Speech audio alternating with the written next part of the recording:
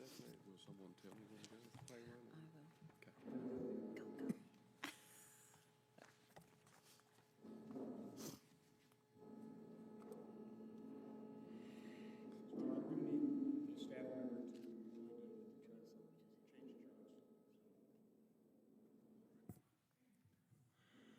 Well, good morning and welcome.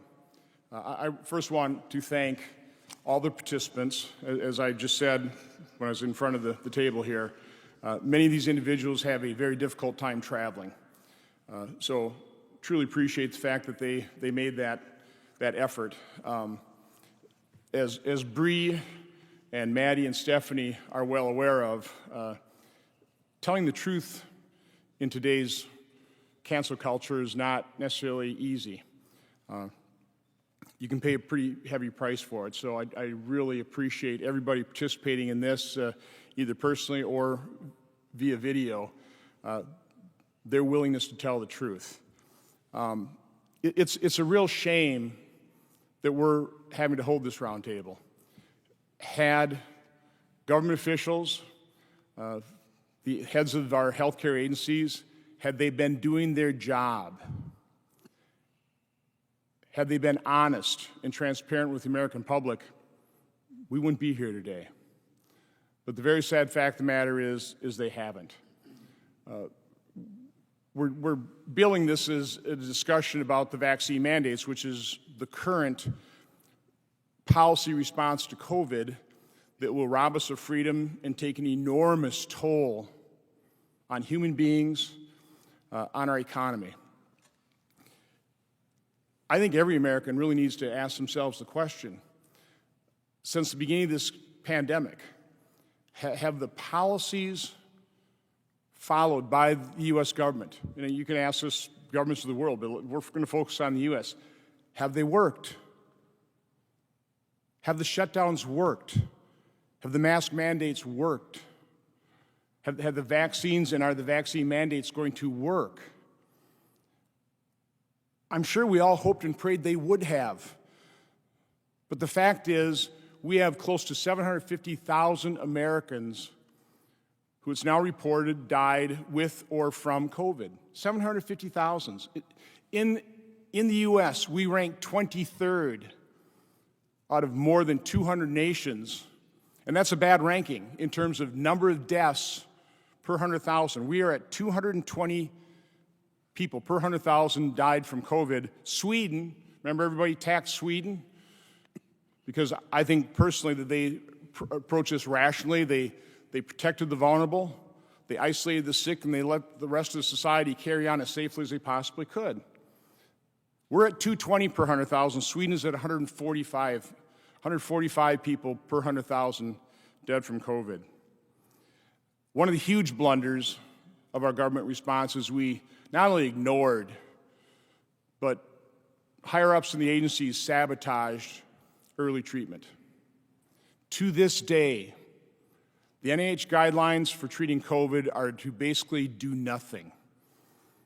Now, as far as I know, in medicine, with any disease, we're always talking about early detection, allows for early treatment, produces better results. I mean, it just makes perfect sense. Why didn't we do that with COVID? The only treatment prior to hospitalization that's recommended right now is monoclonal antibodies, and it's difficult to get those. So the fact of the matter is, when we turn our attention to the vaccines, I don't think there's a person here that is anti-vaccine. Obviously, those that have been injured by vaccines were very pro-vaccine.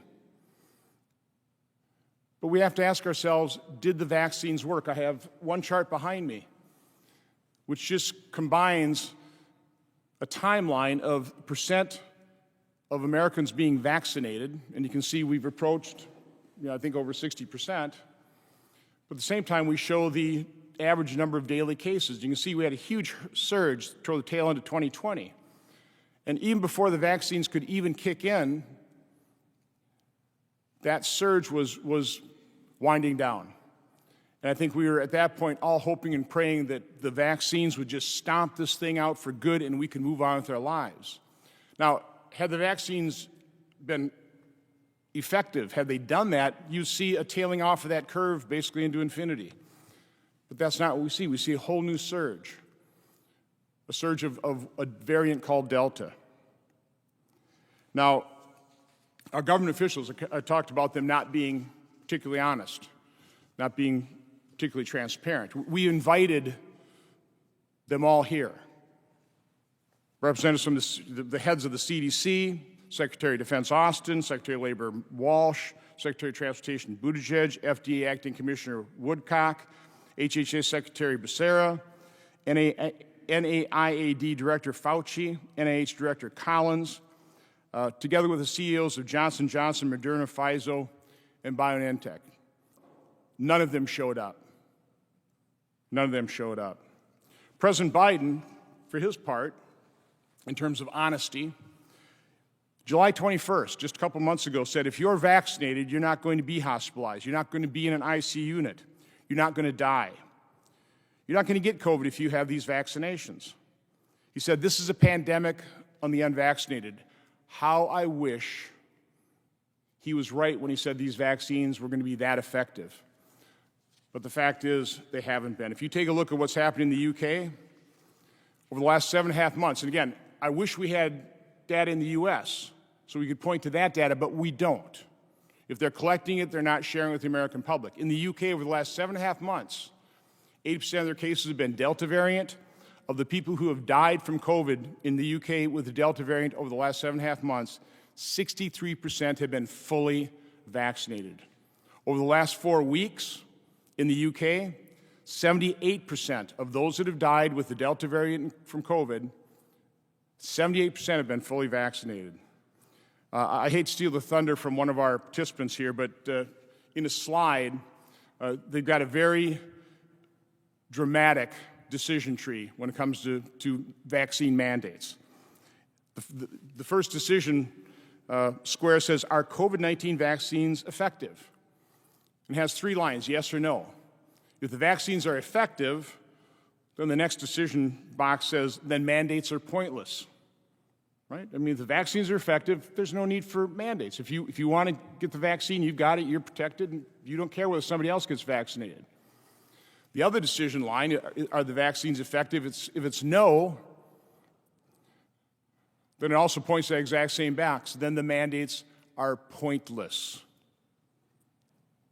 There are 3 realities that our federal health agencies, President Biden and his administration are ignoring when it comes to the mandates. And again, you have to understand the destructiveness of these mandates in our healthcare system. You know, I've been talking to the doctors and nurses, the heroes of COVID, the people that had the courage and compassion to treat COVID patients. So many of them caught COVID. Some died, most survived. Now they're treating the vaccine injured. They will not get vaccinated. We will lose decades worth of experience in our healthcare system that is already experiencing significant shortages of workers. What are we doing? How insane is this? But one of the things that our policymakers are ignoring is natural immunity. Why would we force a vaccine that's not as effective as we all hoped? Why would we force that on people who are naturally immune, where the science tells us those with natural immunity probably have better and more long-lasting immunity than those fully vaxxed? The other reality that our policymakers are denying is that the vaccines prevent infection, prevent transmission. They're not. It's obvious they're not. So again, if you're vaccinated and you can still get infected and still transmit, what is the rationale for the mandates? There is no rationale. Like that decision box said, they are pointless. At the same time being utterly destructive. And then, of course, what we're really going to be discussing today, the third reality that our policymakers are denying is the vaccine injuries. I was introduced to Brianne Dressen in June of this year when I held an event in Milwaukee, just allowing, and Maddie and Stephanie, when I just held an event in Milwaukee to allow a couple, I think 5 vaccine-injured individuals just to tell their story. That's it, just to tell the story. But back then, their main message was, we just want to be seen, we want to be heard, We want to be believed. Why? Because unless the medical establishment, their doctors, our health agencies are willing to acknowledge just the possibility of vaccine injuries, if you're not willing to acknowledge the root cause of a condition, of an injury, of a malady, of an illness, how can you hope to cure that illness? How can you help these individuals who participate in some of the trials to benefit humanity? How can you help them fully recover if you're not willing to admit that vaccine injuries are real? The final slide I want to put up here is a chart that is laying out the reality of vaccine injuries. Now, this is from the government, the CDC, FDA's own safety early warning surveillance system, one that they touted in October. Man, they were going to pay attention to this. If they see a vaccine injury that even results in a couple of lost days' work, they're going to have somebody from the CDC on the phone following up that vaccine-injured person. You're going to hear from the vaccine injured on this panel today that is so far from the truth, so far from the reality. But if you just compare the adverse events for the standard flu vaccine versus COVID, you can see that there's something happening here, something that needs to be acknowledged, something that the Walensky's and the Fauci's and the Woodcocks, that President Biden ought to be concerned about. And so if you look over the last 25 3/4 years with the flu vaccine, on average, there have been 7,596 adverse events per year. In 10 months with the COVID vaccine, we're up to 837,595. This is a chart from last week. These are update numbers. On average, the number of deaths reported on VAERS for the flu vaccine is 78 per year, 78. The updated figures today are 17,619. That is 225 times the number of deaths in just a 10-month period versus an annual figure for the flu vaccine. These vaccine injuries are real. And as the individual Green Bay Packers star Ken Ruckers, who introduced me to Bree and her group, as he stated in that meeting in June, vaccine injuries are rare and mild until one happens to you or your loved one. So again, I would like to introduce, I'm proud to introduce Ms. Brianne Dressen, who will tell you her story. And we'll hear from Bree a couple times today. Brianne.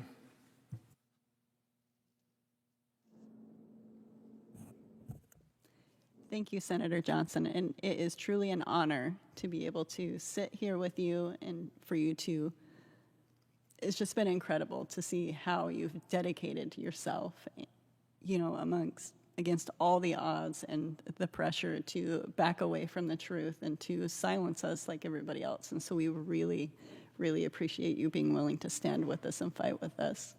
Keep the mic as close as possible. So my name is Brianne Dressen, and most of you have never heard of me, and most likely have never heard of most of us here. We're just everyday Americans. We are Republicans, we're Democrats, libertarians, independents. For us, this is not political. This is a human issue. We're here to tell our stories, ones largely ignored and silenced, and we hope that you listen, and we hope that you ask questions. I'm a wife and a mom, and I'm a preschool teacher. I suffered a life-altering reaction to my COVID vaccine on November 4th, 2020, almost a year ago to this day. I suffered a cascade of neurological symptoms that persisted for months. And while my life has improved, I still feel like I'm being electrocuted 24/7. For the first several months, I was totally alone. I kept my symptoms and my story completely to myself. I thought that this was an isolated incident. But in the spring, I started finding more and more like me. And before we knew it, there were thousands of us All of us unable to receive medical care, recognition, either from the drug companies, the CDC, the FDA. We all suffered the same constellation of symptoms, which is very strange. It's a brand new disease. Nobody knew anything about this. We had it happen with all of the brands. Over 70% of us had had no previous existing health condition. Over 94% of us have not had any problem with any previous vaccine. 98% of us have had all of our previous vaccines, the vast majority of us even having our flu vaccines. We are not anti-vax. Also, because the CDC and FDA continued to ignore our pleas, our begging, we decided we needed to act because we started to see this happen to kids like Maddie. So from our sick beds, we sprang into action.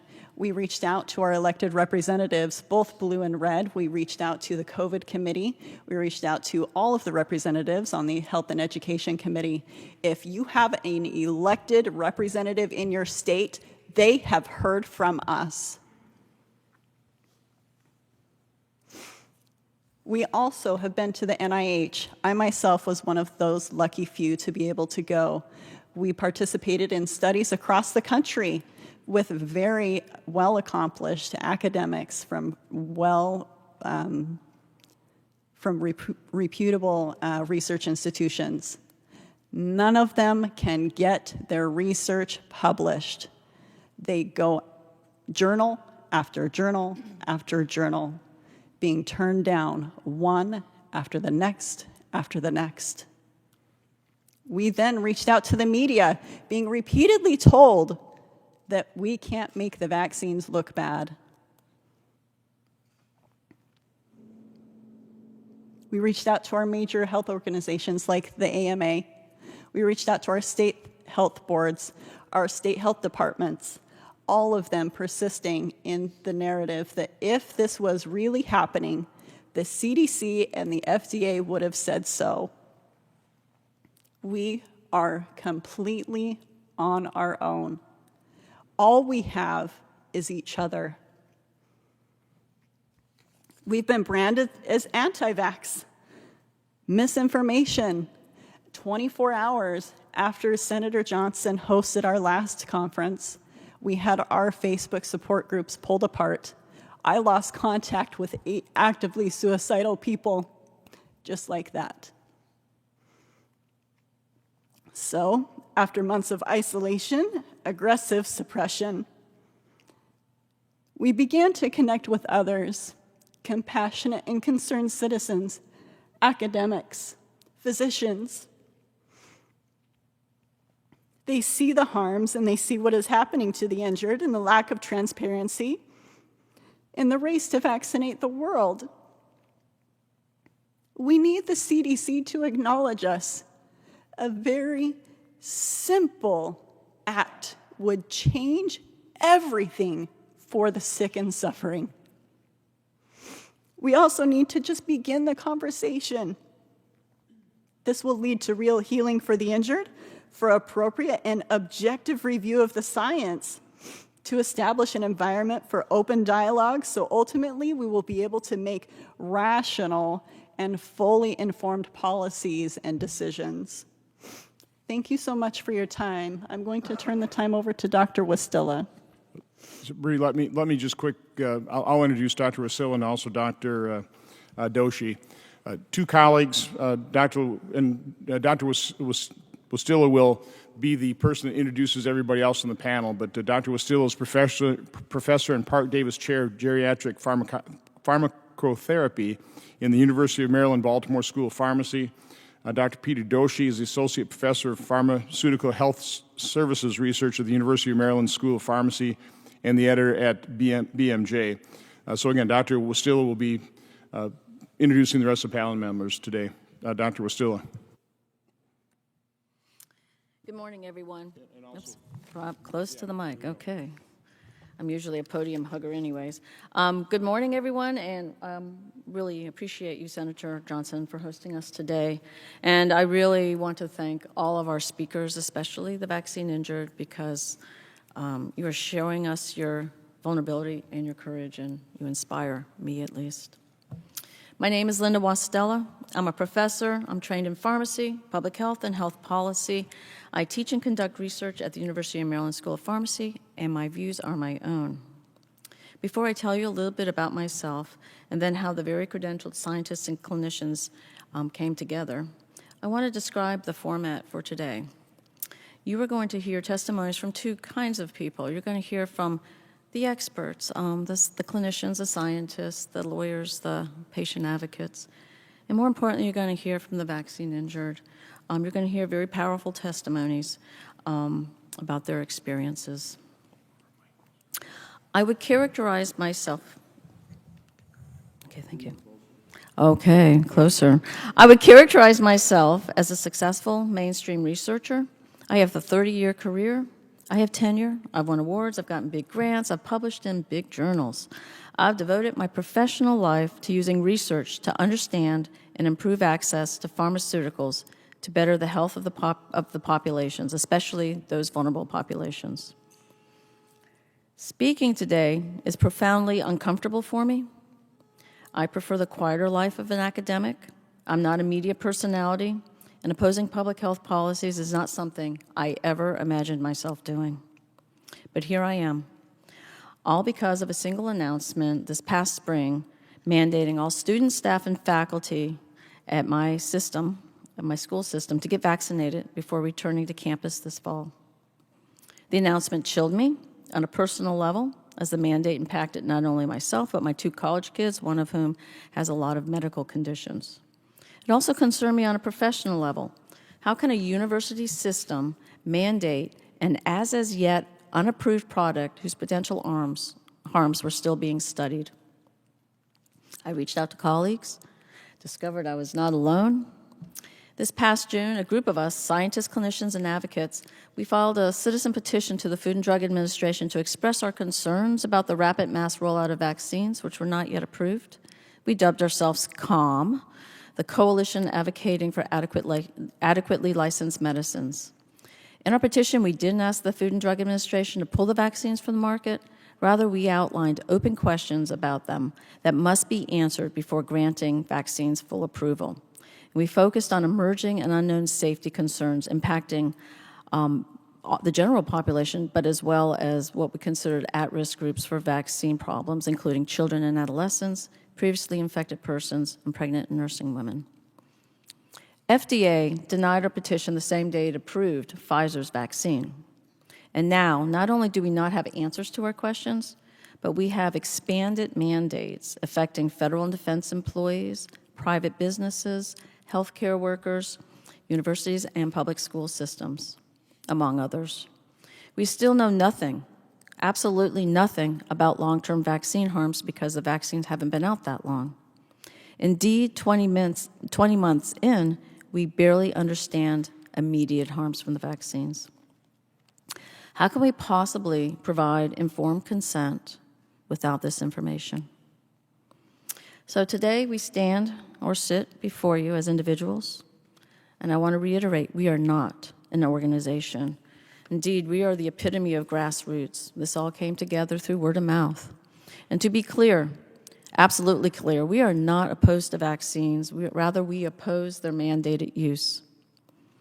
We are citizens who have done our civic duty, but when we experience serious adverse effects, we're left high and dry by FDA, CDC, the NIH, and medical professionals. We are scientists alarmed by the toxic environment in academia and scientific publishing. We are military leaders concerned about vaccine safety in the armed services. We are clinicians who want to treat patients harmed by vaccines, but whose practices are limited by their employers and professional boards. And we are lawyers and patient advocates seeking help for our injured clients and their families. We are the people you haven't heard from. And we have nothing, absolutely nothing, to personally gain from being here. Indeed, we have everything to lose, including our jobs, our titles, our livelihoods. but we don't intend to go away until we see some real change. Please understand, this is not a compromise to decide which is worse, the disease or the vaccine. Such a premise is myopic and ignores the people who serve the public's health and now require care they've yet to receive. I hope, we can all agree adverse events that disable and kill are not acceptable outcomes. I do believe we can do both. Provide vaccination, access to those who choose to be vaccinated, and we can assess the safety of these products in a rigorous and thorough fashion in order to provide safer treatments and protocols. Today, let's forget the tribes. Let's forget left versus right, red versus blue, politically correct versus politically incorrect. Let's forget vaxxed versus unvaxxed. We just ask that you listen. We aim to challenge the perspectives and things you believe to be true. In turn, we ask for you to challenge us. Thank you.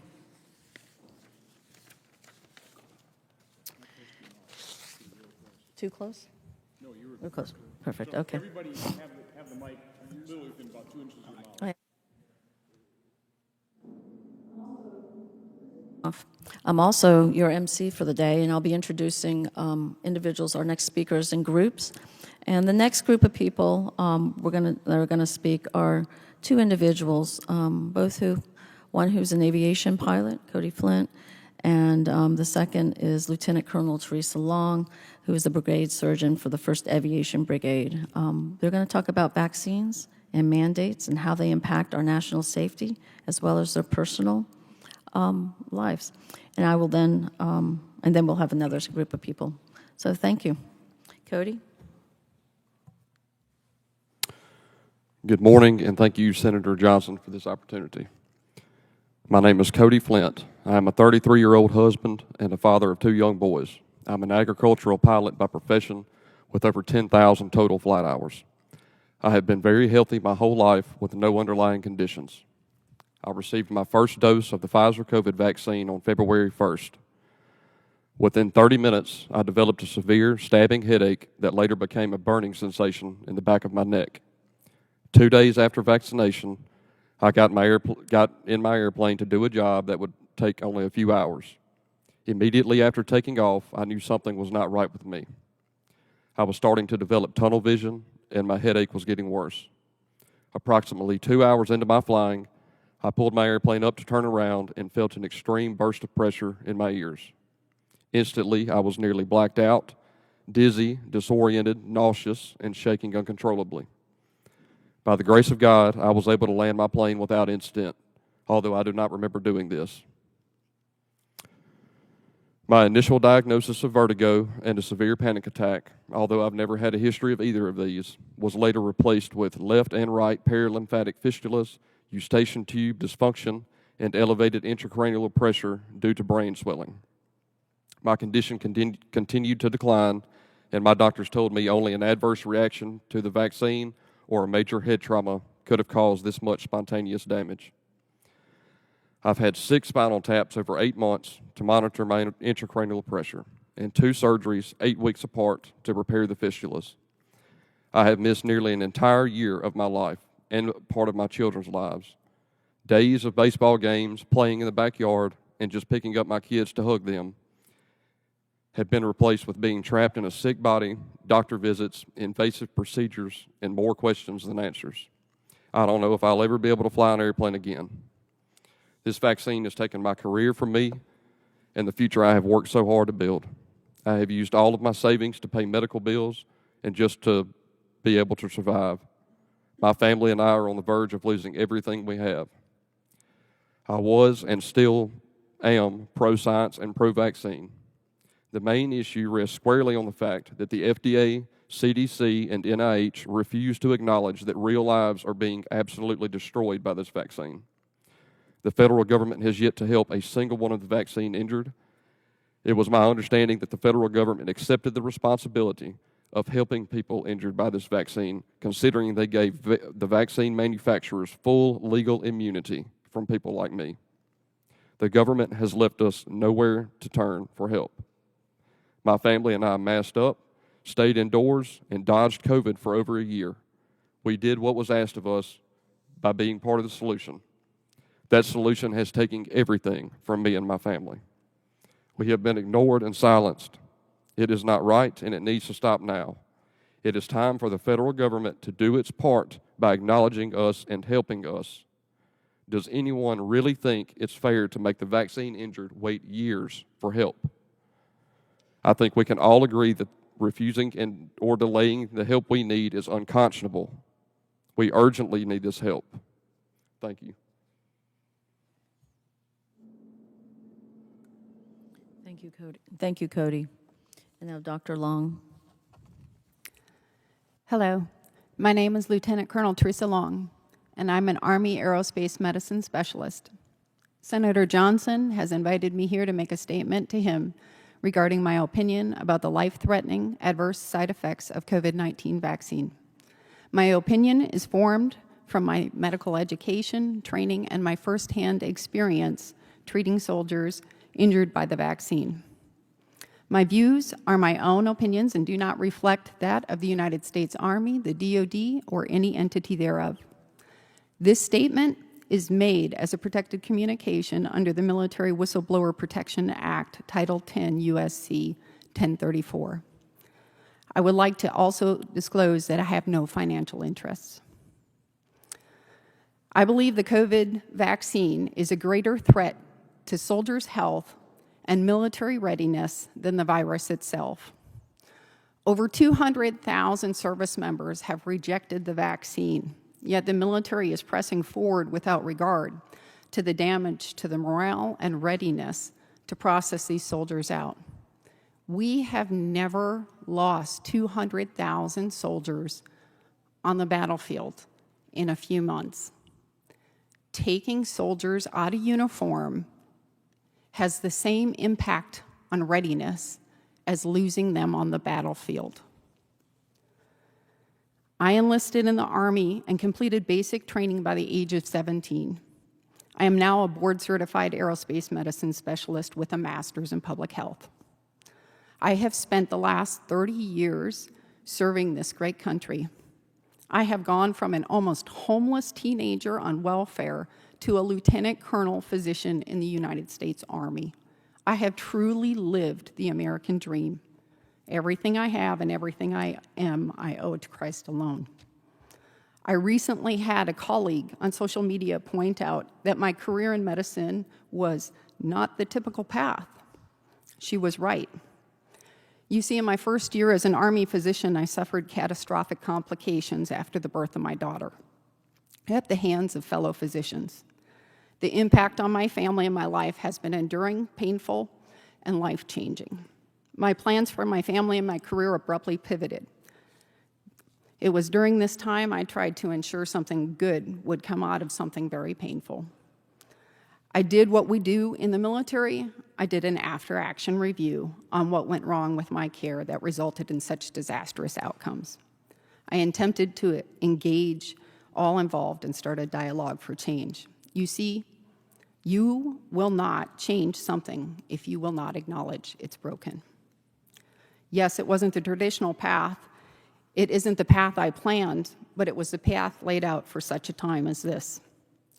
In 2018, I had the privilege of attending the Aviation Safety Officer course and mishap investigation training.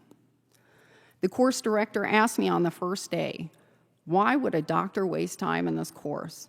What are you hoping to get out of this?"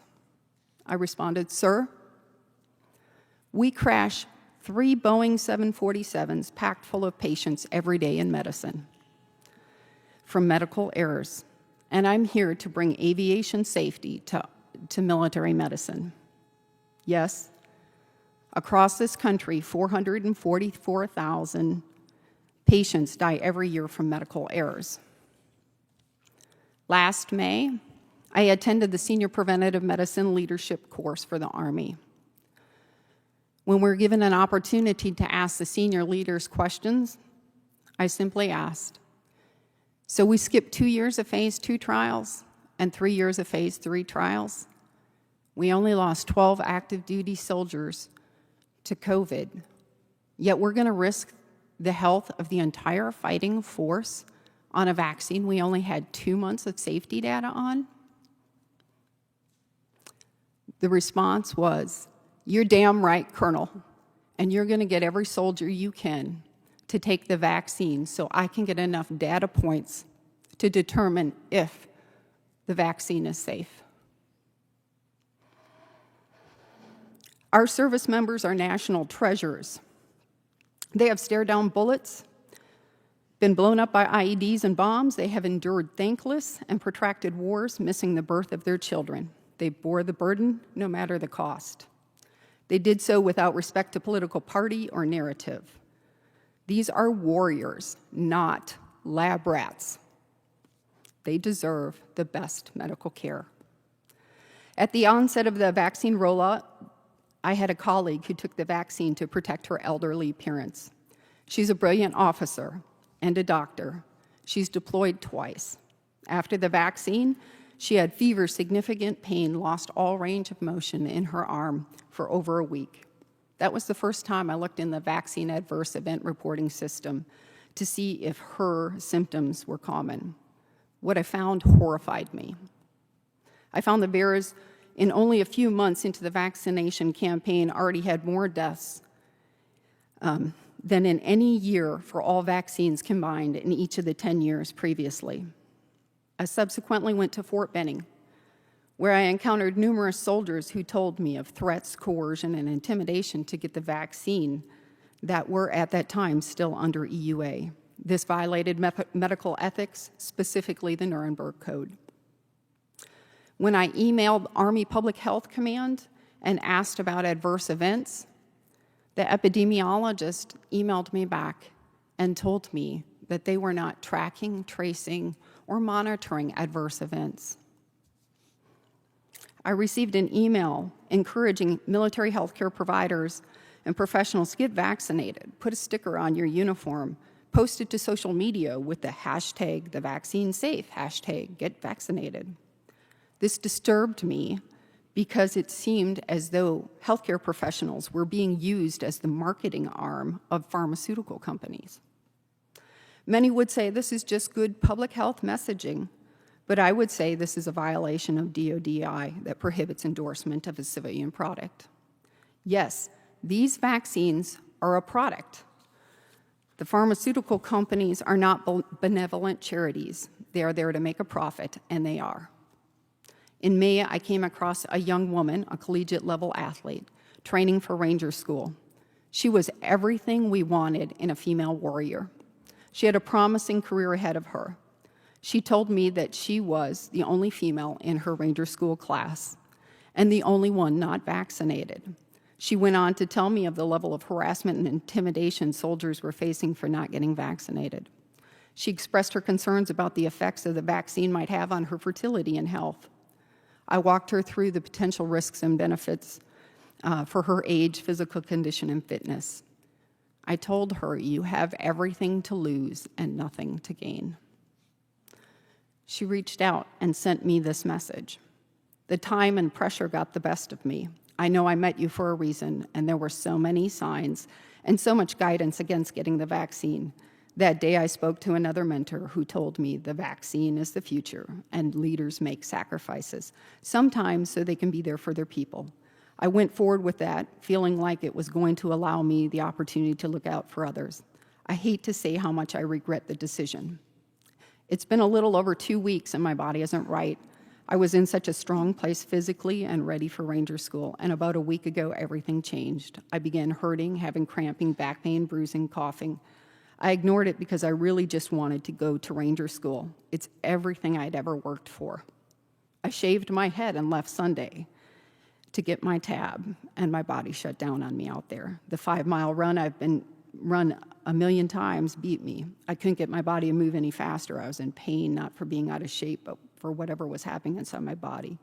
I was dropped from the course and went and saw a doctor. I don't know why, but I wanted to reach out to you and tell you how grateful I am, regardless of the fact I failed to see the signs, and trust why God brought me to you that day.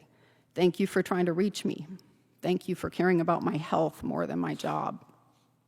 I wish there was a way to undo what has happened, but I can't. And I just try to move forward and get to a better place. I want to thank you again. I hope you continue to help people who haven't put themselves on the other side.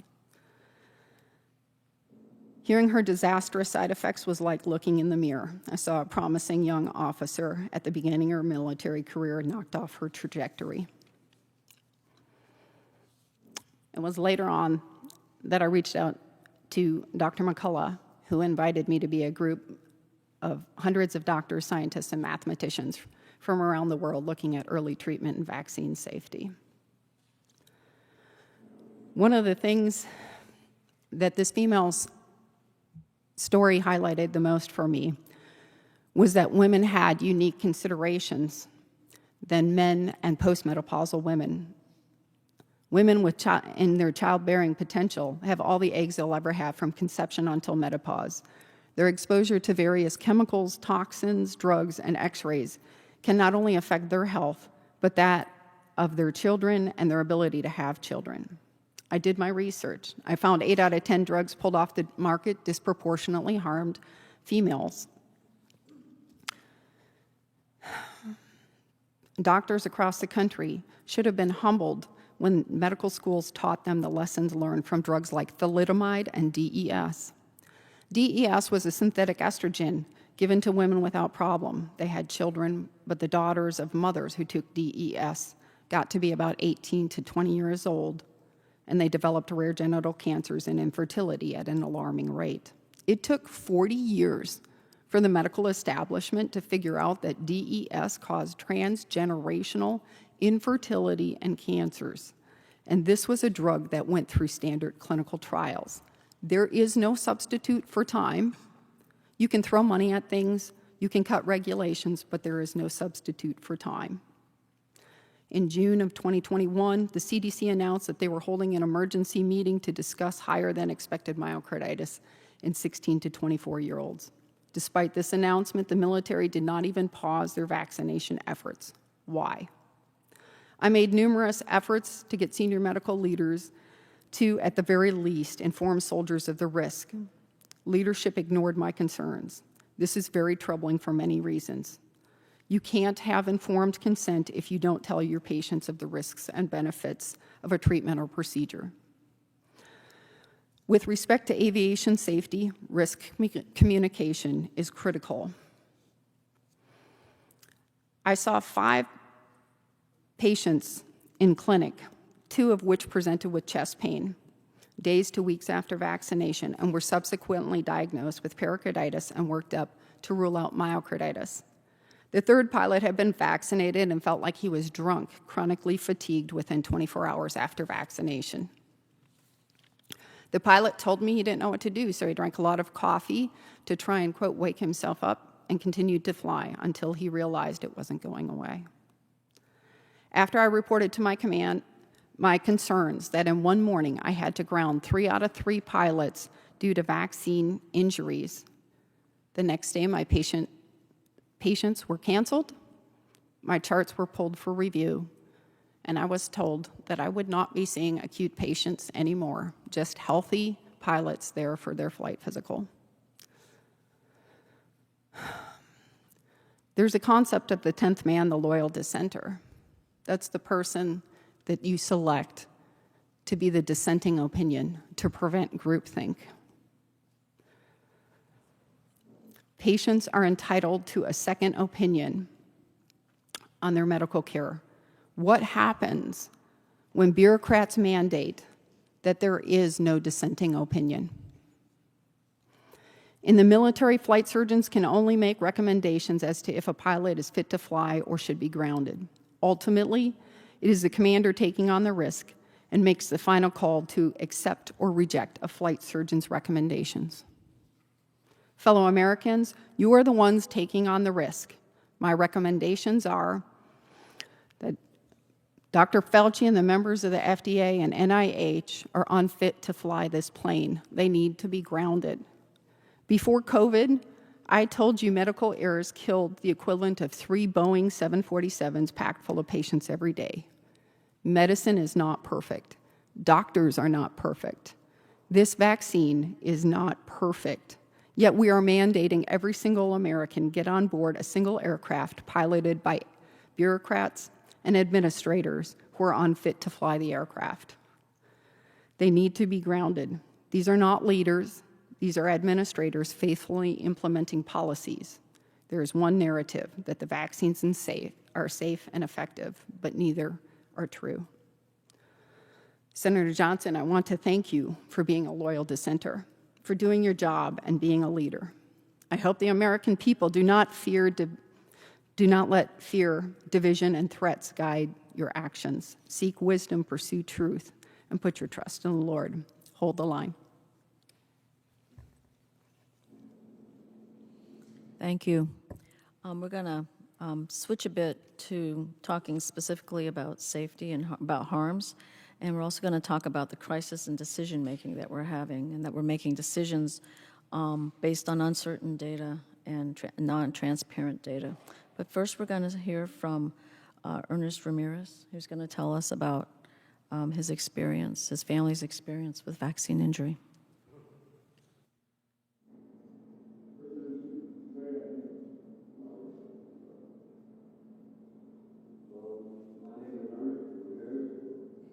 It'll work? Yeah. I'm from Edinburgh, Texas.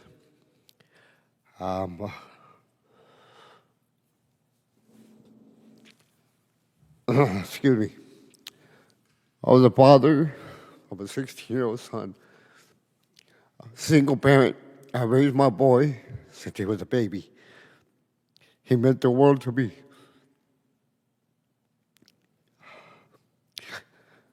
I got the vaccine to protect my son. And after in March, April, they're announcing how it was safe for teenagers. Me and my son have never been apart. We're always together. He was my best friend. I always told him it was me and you against the world.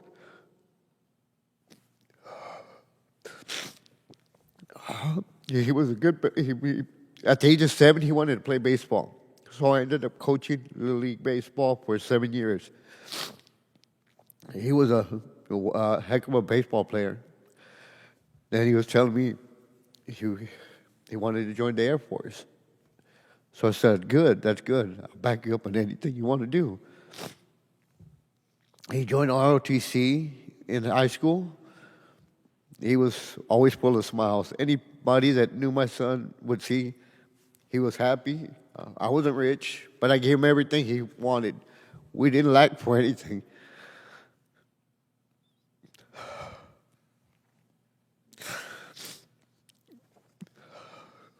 We used to go fishing, camping, do everything. We got the Pfizer vaccine because I thought it was to protect him. I thought it was the right thing to do. It was like playing Russian roulette. My government lied to me. They said it was safe.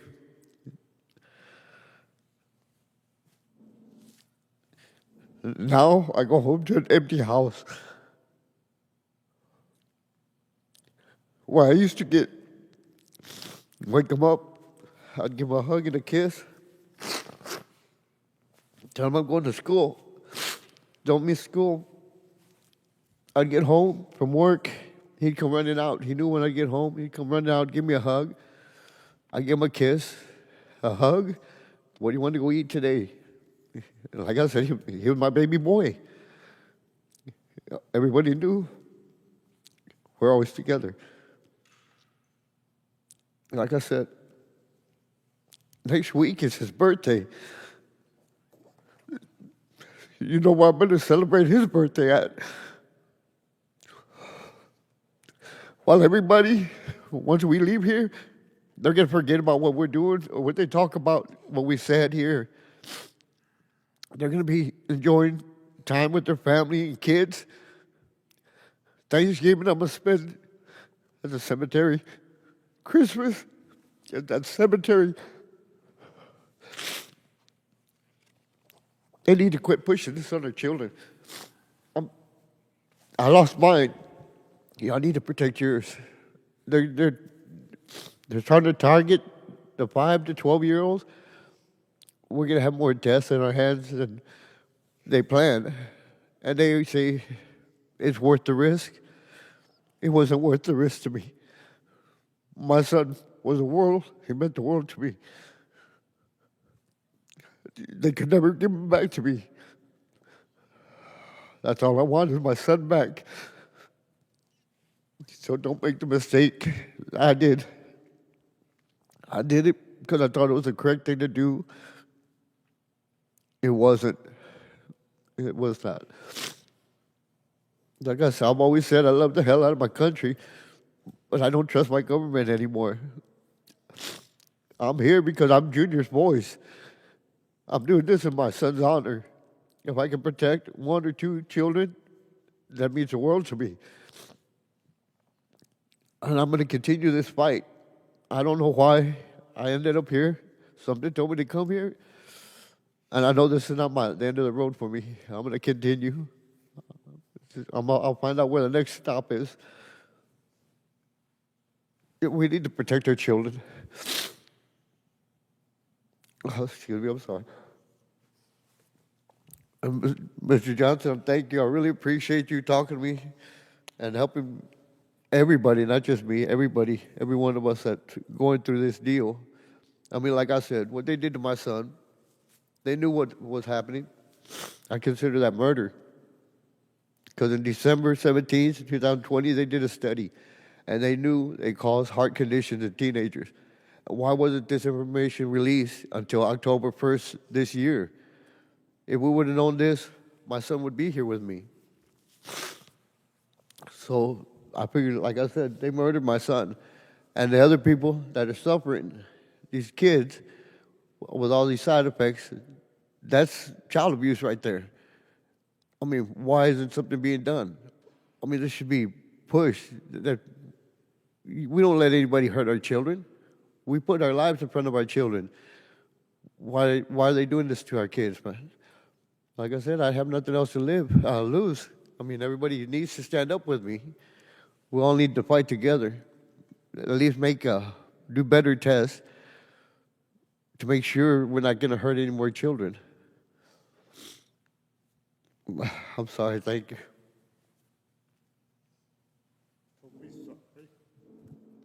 Ernest, thank you for sharing your painful story. We are all so sorry for your loss.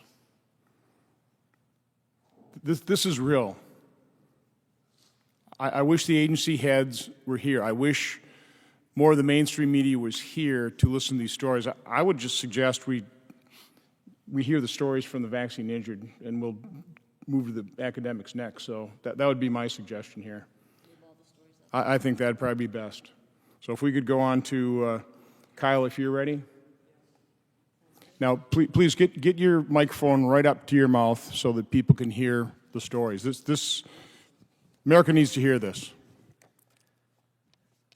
Well, first of all, for anyone who is just maybe catching it right now, I hope that you go back and listen to Ernest's story, because what he went through is something that no parent ever wants to experience and no one should ever experience.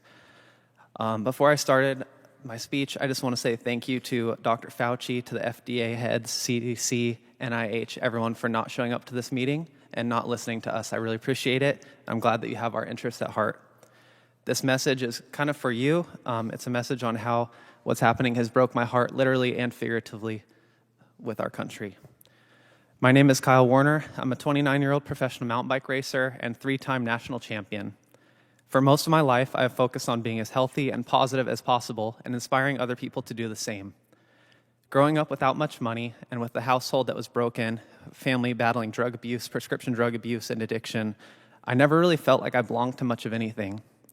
However, I spent each morning before school with my hand over my heart, pledging allegiance to the flag. Thousands of times I spoke these words: one nation, under God, indivisible, with liberty and justice for all. Being a part of this country inspired me to chase my dreams and granted me the freedom to do so. This spring, when the current administration was urging young, healthy Americans to get vaccinated to help end this war on the pandemic, I stepped up. I wanted to serve the greater good. I wanted to help fight this war, not because I was afraid of COVID, but because my country asked me to. You told me, this vaccine is safe and effective, period. And I believed you. This time, I ended up with my hand on my heart for a different reason. In June, I joined the rapidly growing number of young men who develop pericarditis post-mRNA vaccine. That is the inflammation of the liner surrounding the heart. That condition, along with POTS and reactive arthritis, have completely brought an end to life as I knew it. I have been bedridden, unable to work, and unable to exercise for months. I fear that my career has officially been ended. Listening to these stories today and looking at the VAERS database, it is easy to see that we have a serious problem arising. But you guys already know this. The real question is whether or not you will stand up to your favorite pharmaceutical lobbyist in defense of the American people you are supposed to serve. We were told we were fighting a war against the pandemic, and the question in the air is, will you leave your troops behind yet again? I'm not asking you to end the vaccine program by any means.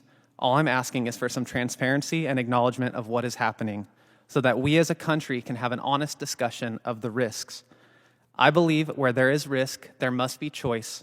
And without acknowledging that people are being seriously injured and dying, we are doing a great disservice to the American people. It is estimated that Moderna and Pfizer will make around $60 billion in revenue this year from COVID-19 vaccines. And with the rollout of boosters and mandates, it seems like much of that is destined to be recurring revenue. We need to set up a fund with a portion of vaccine proceeds to help heal and study injured Americans and compensate the families who have lost loved ones due to complications of the vaccine. This is the first ever mass administration of mRNA vaccines, and the drug companies need to compensate us if they are going to be testing on us.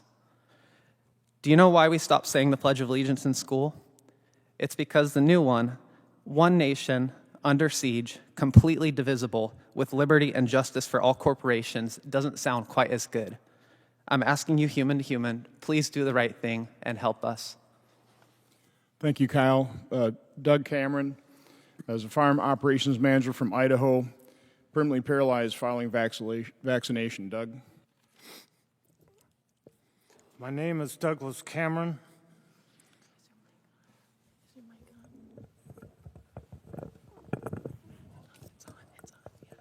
My name is Douglas Cameron. Prior to April 5th, 2021, I was a very healthy, physically active, 64-year-old when I received the Johnson & Johnson COVID vaccine at my workplace. I was encouraged by my employer to get the vaccine. The day after the vaccine, on April 6th, I started experiencing side effects I believe were related to the shot. I lost bladder control, suffered ED, my legs felt odd, I had a cinching sensation in my hips. Over the next few days, my symptoms worsened and I became alarmed, so I went to the ER, explained that I'd gotten the vaccine and what was happening. I was tested for COVID and tested positive. Blood work and an MRI were done, and I was sent home. 3 days after that, I told my wife I felt like I drank poison. My whole body felt different. I went to bed at 10 o'clock at night and woke up at 2 o'clock in the morning paralyzed from the diaphragm down. I was transported to the hospital and admitted to the COVID-19 unit. Took several days to figure out what was happening. The doctors were uncertain how to treat me. They'd never treated anybody with these problems before, and they could not decide on a diagnosis. Eventually, they found out I had a blood clot in my leg. My entire spinal cord had swollen and hemorrhaged. I aspirated on water, placed on a ventilator. I was in ICU for 2 weeks. I was worried, concerned. My wife panicked about my condition. My life as I knew it was gone. All totaled, I spent 105 days in St. Luke's Regional Hospital, St. Alphonsus Rehab Center in Boise, Idaho, and the University of Utah's Craig Nielsen's Rehab Hospital.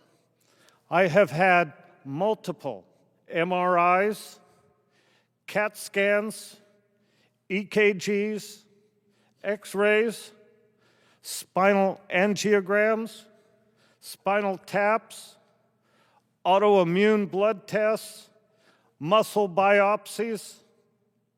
Everything has come back negative in an attempt trying to pin my paralysis on my body and not the Johnson & Johnson vaccine. Today, I am an unemployed paraplegic who's learning an entire new lifestyle. And the only thing I did between full health and my current condition is take a shot. I am real, my symptoms are real, and my life forever has changed. And that is real. This has affected, these stories you're listening to has affected husbands, wives, children, brothers, sisters, friends. Please pay attention. Thank you. Thank you, Doug. We'll hear from Suzanne, and I believe it's Kelly. And then we have to go back to a different order because we have slide presentations, and we've got to do that in order. So Suzanne Suzanne Newell is a triathlete from St. Paul, Minnesota, diagnosed with an autoimmune disease and reliant on a walker or a cane to walk following vaccination. Suzanne? Thank you. My name is Susanna Newell. I live in St. Paul with my husband and 2 teenage children. On April 13th, I very willingly followed the recommendation of the CDC and received my second Pfizer shot. At that point, my whole life changed. I'm currently on disability, but I work in corporate social responsibility. I was previously an active long-distance biker and triathlete. I had no known underlying health conditions, and I live a very, very healthy lifestyle. I was used to high energy, highly motivated lifestyle. I love keeping my body and my mind strong and disciplined. Since I became injured, I have very little motivation or energy, and I'm in a constant state of extreme fatigue. I struggled to retrieve words. I was valedictorian in my high school. And to remember things, I can't concentrate or focus, and my brain is in constant fog. And I'm aimlessly wandering through my brain, and it's torture. I developed a rash on my forehead. I constantly have loud ringing in my ears. My once strong body aches constantly. I have no relief for the pain in my joints, except for acupuncture. It's like I aged 40 years overnight. I'm intermittently dizzy, my vision is blurry, my right pupil is not dilating properly, my right leg has extreme burning pain, and I also get muscle spasms and twitches, and I have internal vibrations. I am now a frequent flyer at the doctor with very few answers and many, many painful tests. I see a neurologist, rheumatologist, cardiologist, gynecologist, neuro-ophthalmologist, and physical therapist, among others. Most doctors are overworked, and they're unaware that this condition is even possible. So each visit, I have to fight to be believed and not written off as anxious. After 2 nights in the hospital at the Mayo Clinic, and several follow-up appointments, my Mayo Clinic rheumatologist told me there is no plan B, So I guess this is arrivederci. For those of you that don't know, that's Italian for saying goodbye. I'm Italian. I would think they would be most interested in my case. It's been more than 6 months and most symptoms are worse, not better. I've been diagnosed with small fiber neuropathy and an autoimmune disease. But getting to these diagnoses was a struggle. Again, as this is a relatively new and unheard of in the medical community, I have a strong support network and a savings account that I can lean on. However, I'm concerned about those who don't. This is not a pandemic of the unvaccinated. This is a pandemic of trauma. We're unnecessarily traumatized due to our cases being overlooked, misdiagnosed, and hidden. We aren't being believed, and our faith in media and the government is faltering. We are now being mandated to do something to our bodies that we know can cause problems. We think at a minimum the public has the right to know this is a possibility before they make their choice to be vaccinated. Mandates will not stop COVID. It will just continue the divide and cause feelings of anxiety. People will naturally fight, flight, or freeze when they feel threatened. I wasn't afraid of the shot when I received it. I was excited to do my part for my country. But where is my country for me now that I'm injured? I would recommend that instead of what is currently being done, that there's a safety net for the vaccine injured. It needs to be established immediately. We also need to protect our children with transparency of the true medical impacts of the vaccine. There needs to be accountability as well for those who stand to profit from keeping these injuries hidden like Big Pharma. Thank you very much for supporting the vaccine injured and allowing us this platform to talk to those who are willing to listen. I just hope the rest of the world opens their ears soon. Thank you. Thank you, Suzanne, for your story. We are changing the order a little bit, so can we now run the Dr. Kaplan video? Is that possible? We'll do that next, then followed by Dr. Peter Doshi, then Dr. David Healy, and then Dr. Wostila. Good morning. I'm Bob Kaplan. I'm a distinguished professor emeritus at the UCLA Schools of Public Health and Medicine. I'm also a former NIH Associate Director and a former Chief Science Officer at the Agency for Healthcare Research and Quality. After retiring twice, I'm back at work as a faculty member at Stanford University. I want to say that I support vaccines, and I've been vaccinated myself, but I do have concerns about research integrity and the process used to authorize, approve, and mandate vaccines during this emergency. Let me outline some of my concerns.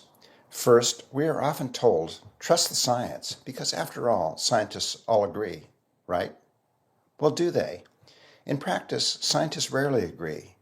In fact, advancement in science depends on colleagues challenging the prevailing wisdom. For example, leading authorities have reported that the vaccines dramatically reduce deaths from COVID-19, yet inspection of the data from the Moderna and the Pfizer clinical trials show that death rates are identical among those randomly assigned to the vaccines or to placebos. We need to better understand how and why interpretations of the evidence differ. To be fair, scientists are divided in what constitutes evidence. Hospitalizations and deaths do appear to be higher among the unvaccinated, yet in most systematic reviews, this observation would not be accepted as causal evidence. FDA typically requires results from clinical trials that randomly assign people to vaccine or placebo, and differences between people who accept or shun the vaccine can serve as alternate explanations for infections and deaths. On average, vaccine refusers and acceptors differ in education, political conservatism, income, and potential home and workplace exposures to the virus. And most importantly, refusers may take more risks and expose themselves to the virus, including more interpersonal interactions and less mask wearing. Randomized trials remain the primary method for establishing causation. My second concern is that serious scholars have not been able to examine the raw data that justify the FDA and the CDC decisions. The evidence we have comes primarily from highly curated, industry-controlled press releases. And press releases do not provide the detail that we, as scientists, need to offer objective evaluations. More disturbing is that the vaccine manufacturers are not honoring requests to provide raw data. Pfizer, for example, will not make data publicly available till 2025. This is really an unacceptable delay for a product that would be used by billions of people worldwide. Over the last 80 years, FDA has evolved standards that require multiple studies and longer-term follow-up. My third concern is that the rapid development and deployment of vaccines to hundreds of millions of people required that some of the usual safeguards needed to be relaxed. Vaccines were authorized on the basis of a single trial with relatively short follow-up, in contrast to the typical standard of multiple trials with sufficient time to evaluate durability and harms. We need to be clear that the lower standard does not lower the bar for future FDA evaluations. In contrast to usual FDA applications, the vaccine studies have not made much of the information public. Among 72 studies on the Pfizer vaccine that are registered in clinicaltrials.gov, only one is shown to have been completed, and zero, that's right, 0 studies have reported their results publicly. My final concern is that legitimate scientific challenges have been set aside or dismissed as, quote, misinformation, unquote. I worry that young scientists may be reluctant to disclose evidence on vaccine harms. Being labeled as an anti-vaxxer could be a career ender. So what needs to be done? First, we need more transparency. We should insist on independent data analysis by investigators who are not employed by the vaccine manufacturers. Second, we must engage patients in the decision process. All medical treatments, like COVID vaccines, have side effects and benefits. Over the last 20 years, medicine has embraced a process of shared decision-making in which providers objectively share the best evidence on the risks and benefits of treatments. Using this information, the provider-patient dyad selects the option best suited for the patient's particular circumstances. Importantly, patient preferences are honored and respected. This is not a radical idea. For most medical decisions, it's promoted by the major medical provider societies. In summary, we are making big decisions on the basis of limited, highly selected evidence. A compromised scientific process may lead to poor decisions, and it may set a bad precedent. So please remember that if it is in the public interest, in this case affecting hundreds of millions of people, it should be in the public domain. Thank you for listening. So we will next hear from, I believe I'm pronouncing this Kelly Rodriguez. She's a young mother from Tacoma, Washington, reliant on a walker following her vaccination. Kelly? Thank you. I'm going to try to be loud, but my voice is quiet, so I'm sorry. My name is Kelly Rodriguez. I'm 35 years old, and I spent most of the beginning of this year snowboarding and working out in the gym. I have also been lucky enough to be a stay-at-home mama who loves to sing, dance, and take my kids for random road trips to find adventures and make memories. I got COVID in February, and it almost killed me. And so because of that, I received my first Pfizer vaccine on April 13th and my second dose on May 5th. On June 29th, 2021, my happy, predictable daily life came to a screeching halt. I lost my ability to speak naturally. I have become unable to walk without a walker and never know if or when the tremors will come or go. I can no longer cook, clean, or even pick up and hold my baby for too long before my body begins to shake uncontrollably or is thrown into excruciating amounts of pain. I've been to the ER more times than I can count, and as a result have seen countless ER doctors, as well as 2 neurologists who have given me no diagnoses, no further testing besides regular blood work, CT scans, EEGs, EKGs, and an MRI, all of which the doctors told me came back normal. I'm now seeing a functional medicine doctor and a chiropractor who seem to be the only 2 willing to help me to find out what's happening to my body. My quiet life has suddenly become very public, and with that has come so much ugliness and bitterness from people who know just the surface of what's happened to me after this vaccine. It has become the loneliest and most isolating experience I've had in my 35 years of life. I have been made to feel that I do not matter to those in Western medicine, that I am nothing more than an annoyance and waste of time. I deserve to be heard and treated with compassion, but instead I have been called a liar and a fake, and I have even been told by the ER doctors that this is all in my head and that there is nothing medically wrong with me. To the point where they called a social worker to have me evaluated and tried to have me committed to Western State Mental Health Hospital. My life has been turned upside down, but I will continue to push forward and fight for the same medical rights and treatment as those who are not in my current position. It's time to stop allowing doctors and nurses to treat us with such disgust and demand they be held accountable for their incompassionate treatment of COVID vaccine-injured people, and demand they stop ignoring and dismissing what's happening to thousands of us around the world. This is my story, and I will not stop sharing until every single one of us has a diagnosis and a treatment plan in place. Our lives matter too. My life matters too. To my kids, my husband, my family. I am loved and important. Maybe not to you, but my life doesn't matter less because some do not agree with me. I'm hoping to share my story in an effort to give others going through what I'm going through a voice and to show them that they don't have to be afraid. So for everyone suffering, for everyone being pushed, guilted, and frightened into taking this thing or not taking this thing, I see you, I hear you, I believe you, I love you, I am you. I see you, I see your fear and hurt and your confusion and your sorrow. I hear you, I hear all of your words crashing into disagreement, and I still hear all of you. I believe you, I believe you're terrified. I believe something happened to you or someone you loved after doing your part. On the other hand, I also believe this virus has some of you so freaked out that you cannot understand why some people won't just do their parts. I love you. I love all of you because that is the only thing that is going to get through this. Love. And maybe it sounds silly, so maybe it's not for you, but love is the only weapon powerful enough to destroy the ugliness in this chaos we call our world.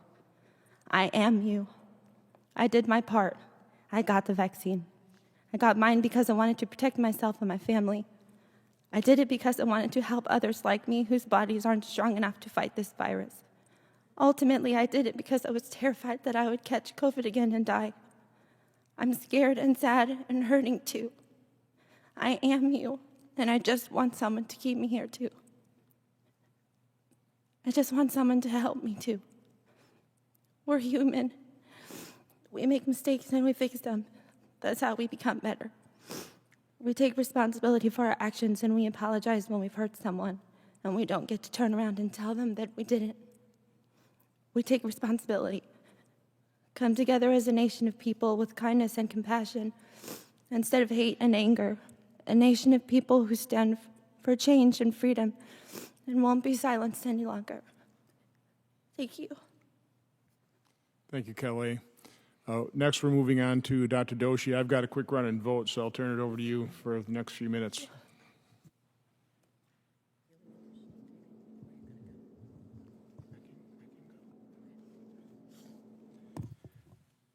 Thank you, Senator, for hosting all of us.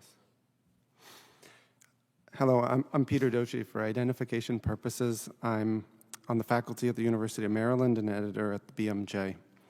I have no relevant conflicts of interest, and my comments today are my own. In pharmacy school, I teach a required course on how to critically appraise the medical literature. We train students on how to go beyond a study abstract and start to pick apart and critically assess biomedical studies, not just take them at face value. I want to use my 5 minutes here to harness that spirit of critical thinking. I'm saddened that we are supersaturated as a society right now in the attitude of everybody knows that has shut down intellectual curiosity and led to self-censorship. So let me start with a few everybody knows examples that I'm not sure we should be so certain about. Everybody knows that this is a pandemic of the unvaccinated. But if hospitalizations and deaths were almost exclusively occurring in the unvaccinated, why would booster shots be necessary? Or why would the statistics be so different in the UK where most COVID hospitalizations and deaths are among the fully vaccinated, as Senator Johnson said. There's a disconnect there. There's something to be curious about. There's something not adding up, and we should all be asking, is it true that this is a pandemic of the unvaccinated? What does that even mean? Next slide, please. Then there's this. Everybody knows that COVID vaccines save lives. In fact, we've known this from early 2021. The clinical trials proved that to be the case, as you can see here in the quote of a February article in the Journal of the American Medical Association. But is it true? When that statement by prominent public health officials was penned, there had been just one death across the 70,000 Pfizer and Moderna trial participants. Today we have more data, and you can see that there were similar numbers of deaths in the vaccine and placebo groups. The trials did not show a reduction in death. Even for COVID deaths, as opposed to other causes, the evidence is flimsy, with just 2 deaths in the placebo group versus 1 in the vaccine group. My point is not that I know the truth about what the vaccine can and cannot do. My point is that those who claimed the trials showed the vaccines were highly effective in saving lives were wrong. The trials did not demonstrate this. Next slide, please. Now let's talk about anti-vaxxers. Everybody knows you should discount what anti-vaxxers have to say. But what does the term mean? The Merriam-Webster dictionary defines it as, quote, a person who opposes the use of vaccines or regulations mandating vaccination. The first part of the definition, I expected. The second part stunned me. There are entire countries from the United Kingdom to Japan which do not mandate childhood vaccines. Both achieve high levels of vaccination, just not through regulations mandating vaccines. There are no mandates there, and I would wager that a large minority, perhaps a majority, of the world's population meets the definition here of an anti-vaxxer. Another definition worth checking is vaccine. Next slide, please. I am one of the academics that argues that these mRNA products, which everybody calls vaccines, are qualitatively different than standard vaccines. And so I found it fascinating to learn that Merriam-Webster changed its definition of vaccine early this year. mRNA products did not meet the definition of vaccine that has been in place for 15 years at Merriam-Webster, but the definition was expanded such that mRNA products are now vaccines. I highlight this to ask a question. How would you feel about mandating COVID vaccines if we didn't call them vaccines? What if these injections were called drugs instead?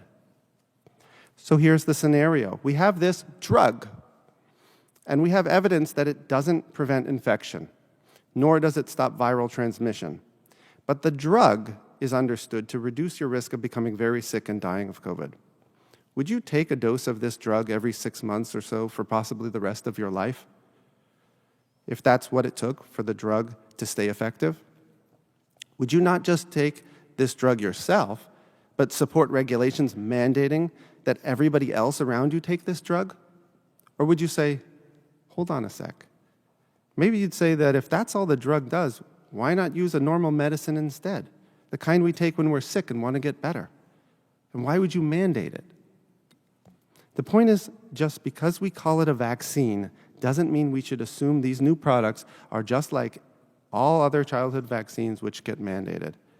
Each product is a different product, and if people are okay with mandating something simply because it's a vaccine and we mandate other vaccines, so why shouldn't we mandate this? I think it's time to inject some critical thinking into that conversation, and that is what I hope we're doing today. Thank you.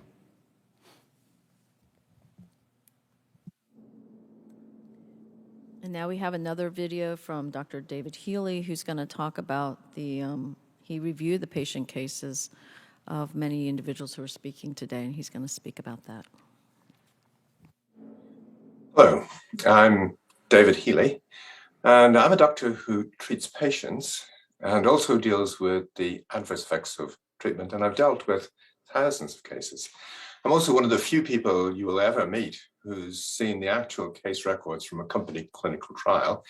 and can tell you things like, for instance, say your partner entered a Zoloft trial, a drug that can cause people to commit suicide, and that they poured gasoline on themselves and set fire to it, intending to kill themselves, and you find their case records afterwards saying death by burns.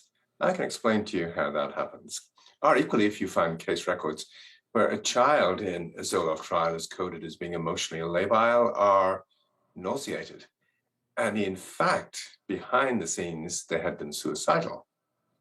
I can tell you how it happens.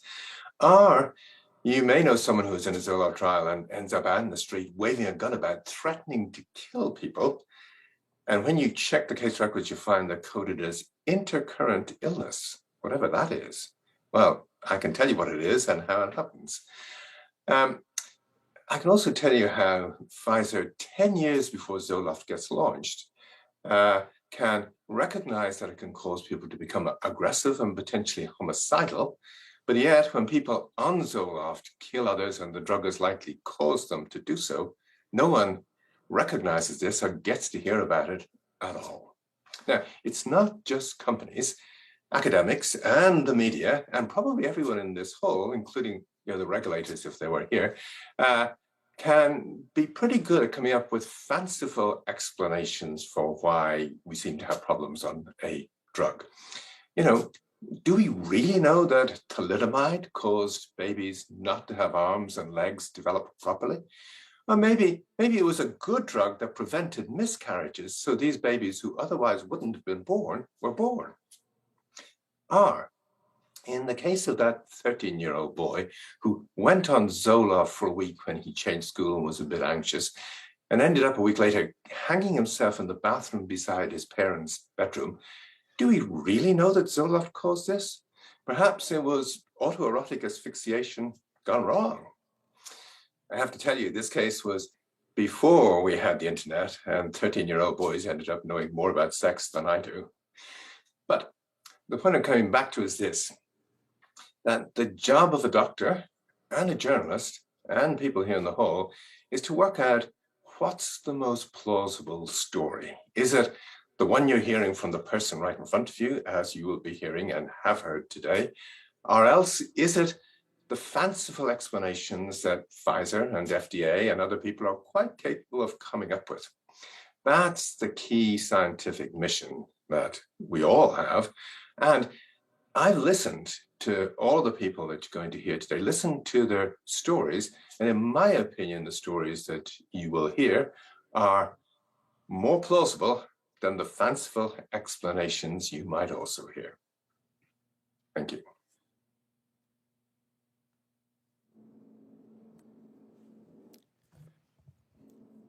I want to spend a few minutes talking about the science of vaccine safety. Unless you're dealing with an inert substance, every product has side effects, and the COVID-19 vaccines are no exception. Sadly, the public discourse on the safety of these vaccines has been oversimplified by sound bites that sum up a complicated area in a single word: safe. The CDC says millions have received COVID-19 vaccines under the most intense safety monitoring in United States history. The impression is that the system is so finely tuned that even the rarest needle in a haystack will be found. So if the officials have found something, well then, it must have not found something, then it must not be occurring. I'm afraid that is just not the case.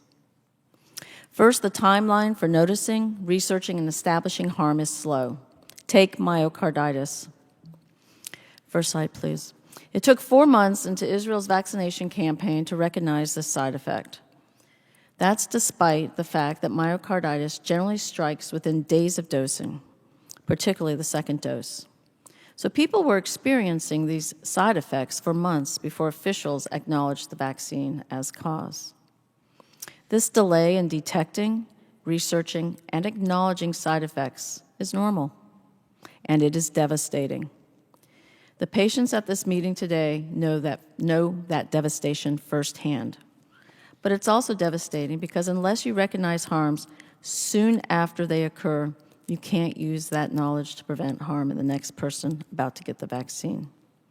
I am stunned when I hear people dismiss myocarditis as an acceptable side effect especially for young people, because myocarditis is life-threatening and a life-disabling condition. In the United States, still looking for that slide. It's coming? It won't show. Okay, that's fine. In the United States, 10,304 myocarditis reports have been logged in VAERS. Of these, more than 20% occurred in those aged 12 to 32.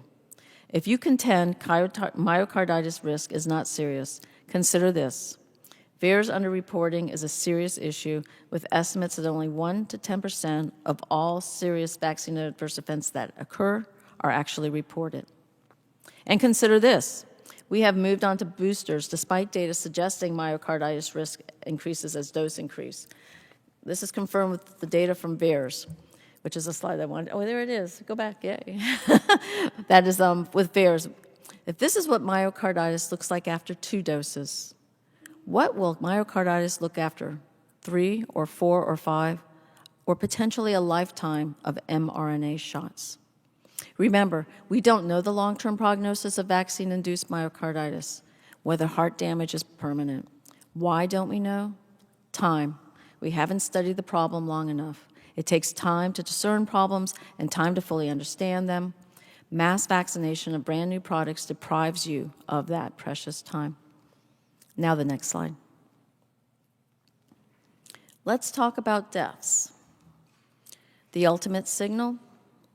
As of October 25th, VAERS logged over 9,000 US-based reports of deaths after vaccination. Globally, it exceeds 17,000 reported into the VAERS system.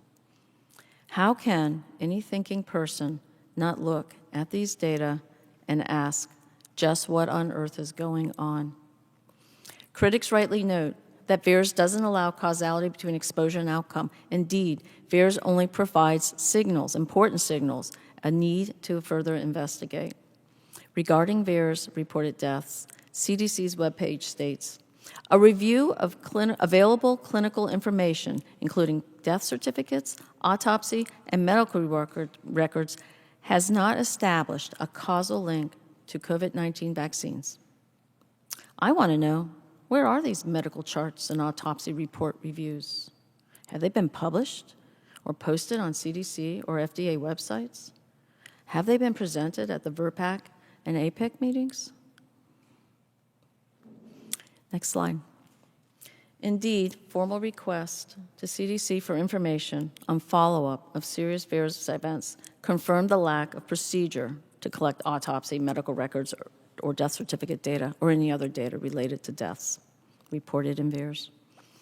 Our process contrasts with Norway's, where the Norwegian Medicines Agency requested an independent review by geriatric specialists of the first 100 deaths that occurred in nursing homes after vaccination. In their thorough review, they found 36% of deaths likely or possibly due to vaccination. This is vital data, but more importantly, this study demonstrates a process which should already be in place and routinely implemented here. But it's not. We are making critical decisions about mass vaccination in vulnerable populations based on little to no data. In last week's VRBPAC meeting on Pfizer's EUA request for children 5 to 11, committee member and New England Journal of Medicine editor-in-chief Eric Rubin acknowledged the dearth of pediatric safety data by stating, "We're not going to get the data until we start using this vaccine. Our children are our data." We need to ask, what is the purpose of VAERS and other pharmacovigilance data systems if we have mandates? Why even do any post-marketing surveillance? The reason cannot be to gather more information to make an informed personal choice, because with mandates, the vaccination decision has already been made for us by governments, by schools, by employers. Whether myocarditis occurs in 1 in 500 young people or 1 in 10,000 is moot, because mandates coerce individuals to take the vaccine or lose their educational and employment opportunities and otherwise be shunned by society. Is there a secret threshold for revoking mandates? Who makes this call? What is their decision framework? It's not natural immunity. It's certainly not herd immunity. Who decides what level of risk is acceptable to deny a person's ability to decide for her or himself what goes into his or her body? The entire point of pharmacovigilance is to provide signals that spur thorough study to better inform medical decisions. Mandates and the rushed rollout of these vaccines where individuals cannot make informed decisions because they have already been vaccinated undermine the whole purpose of any vaccine safety system. Thank you. Thank you, Dr. Westill. I think we're going to go next to the video of Dr. Patrick Whelan, Associate Clinical Professor of Pediatrics in the Division of Rheumatology at UCLA.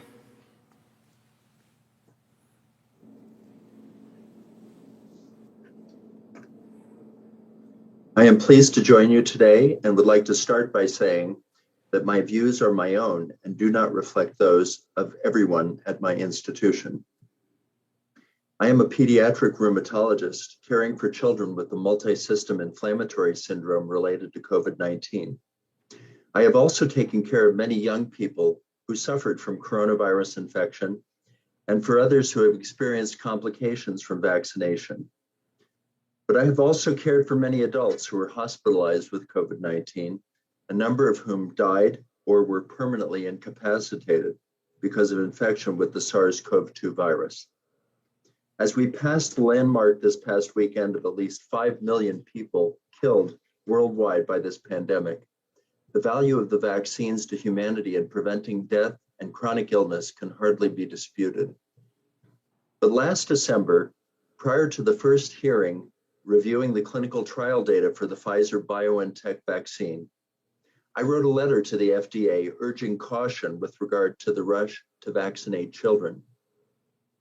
I cited a German prospective study of 100 patients recently recovered from COVID-19, 80% of whom had cardiac involvement on MRI, an average of 2.5 months after recovery, including 2/3 who were never hospitalized. These abnormalities occurred independent of pre-existing conditions and severity of the initial illness.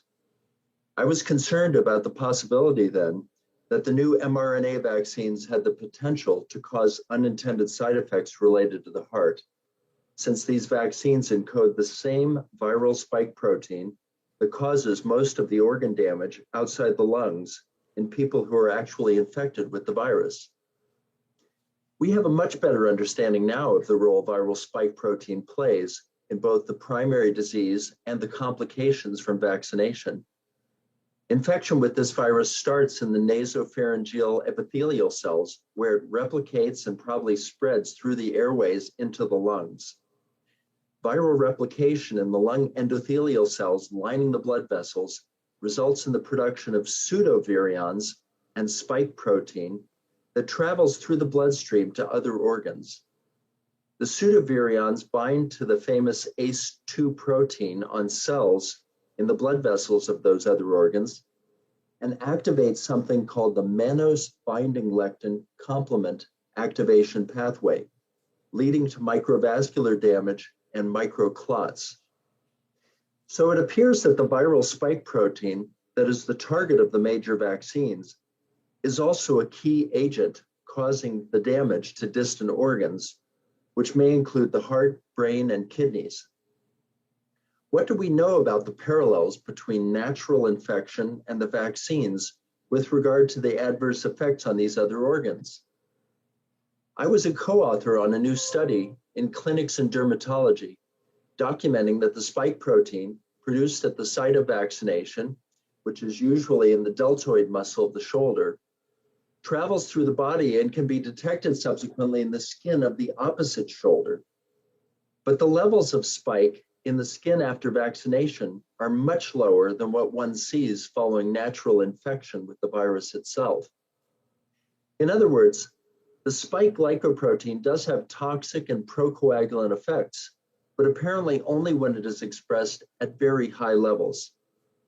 In normal skin biopsies from patients with critical COVID, there are significant levels of spike bound to ACE2 in the fat with evidence of systemic complement pathway activation, possibly explaining the association with obesity, especially in children.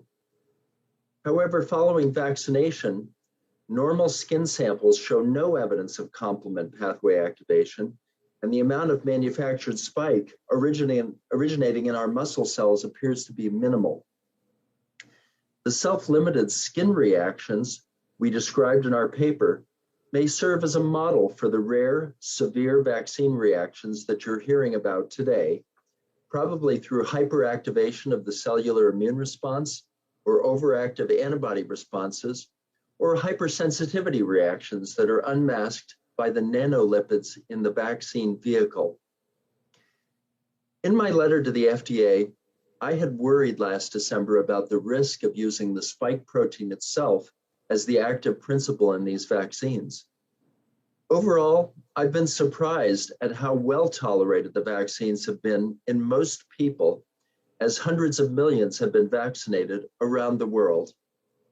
As we've seen in adults, proving a cause and effect relationship between vaccination and adverse events is enormously difficult, and it will be even harder in young children who have difficulty articulating what symptoms they're experiencing. As we embark today on a vast experiment vaccinating younger children whose immune responses to the virus are very different from those in adults, we should resolve as a community that we will keep an open mind about the kinds of physical and behavioral reactions we will be seeing, and not allow ourselves as caregivers to dismiss the concerns of parents. There simply haven't been enough children studied yet to know for sure. I took care of Jonas Salk, Dr. Jonas Salk, the inventor of the polio vaccine, at the end of his life, and I think he would have urged us to vaccinate widely now against COVID-19, but not to abandon caution when it comes to balancing the risks and the benefits. Overall, I think the potential for benefit of vaccinating children is enormous, blocking the spread of the Delta variant from children to vulnerable adults, and preventing the deaths that have occurred across the country in children themselves. Thank you.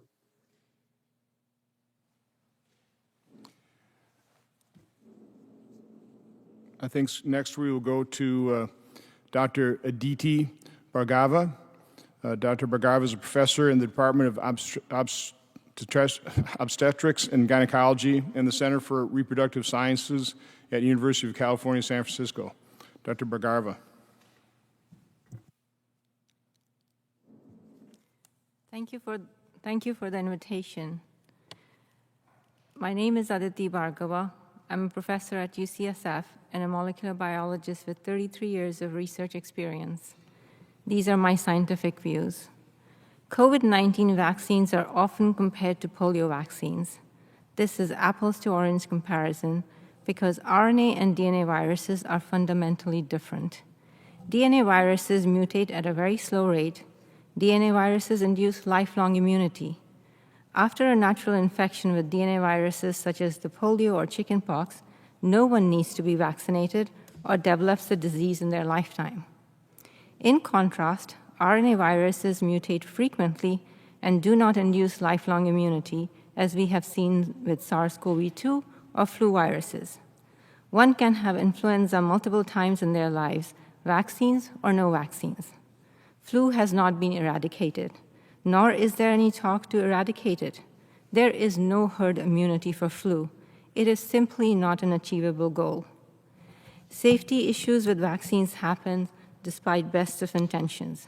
There are no drugs without side effects. For example, measles and rotavirus vaccines have been recalled due to safety concerns despite stringent clinical trials and years of data. Unlike other drug trials, vaccine trials are different as they are tested on a largely healthy population to prevent infection. Next slide, please. Good vaccines are modeled to mimic natural infection and rely on one's own immune system to produce antibodies and provide protection. Natural immunity is the gold standard. CDC estimates that nearly 43% of the country is already infected with SARS-CoV-2 and thus naturally immune. And that was all before the more transmissible Delta variant took hold. Living in a bubble or sterile conditions is counterproductive to everything we know about strengthening the immune system. It's Immunology 101. To downplay the beneficial and protective powers of our immune system goes against the founding principles of immunology. Several studies about SARS-CoV-2 are validating that knowledge.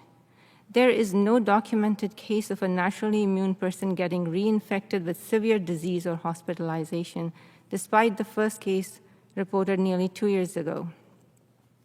In sharp contrast, there are thousands of cases of severe COVID, hospitalization, and deaths in fully vaccinated people.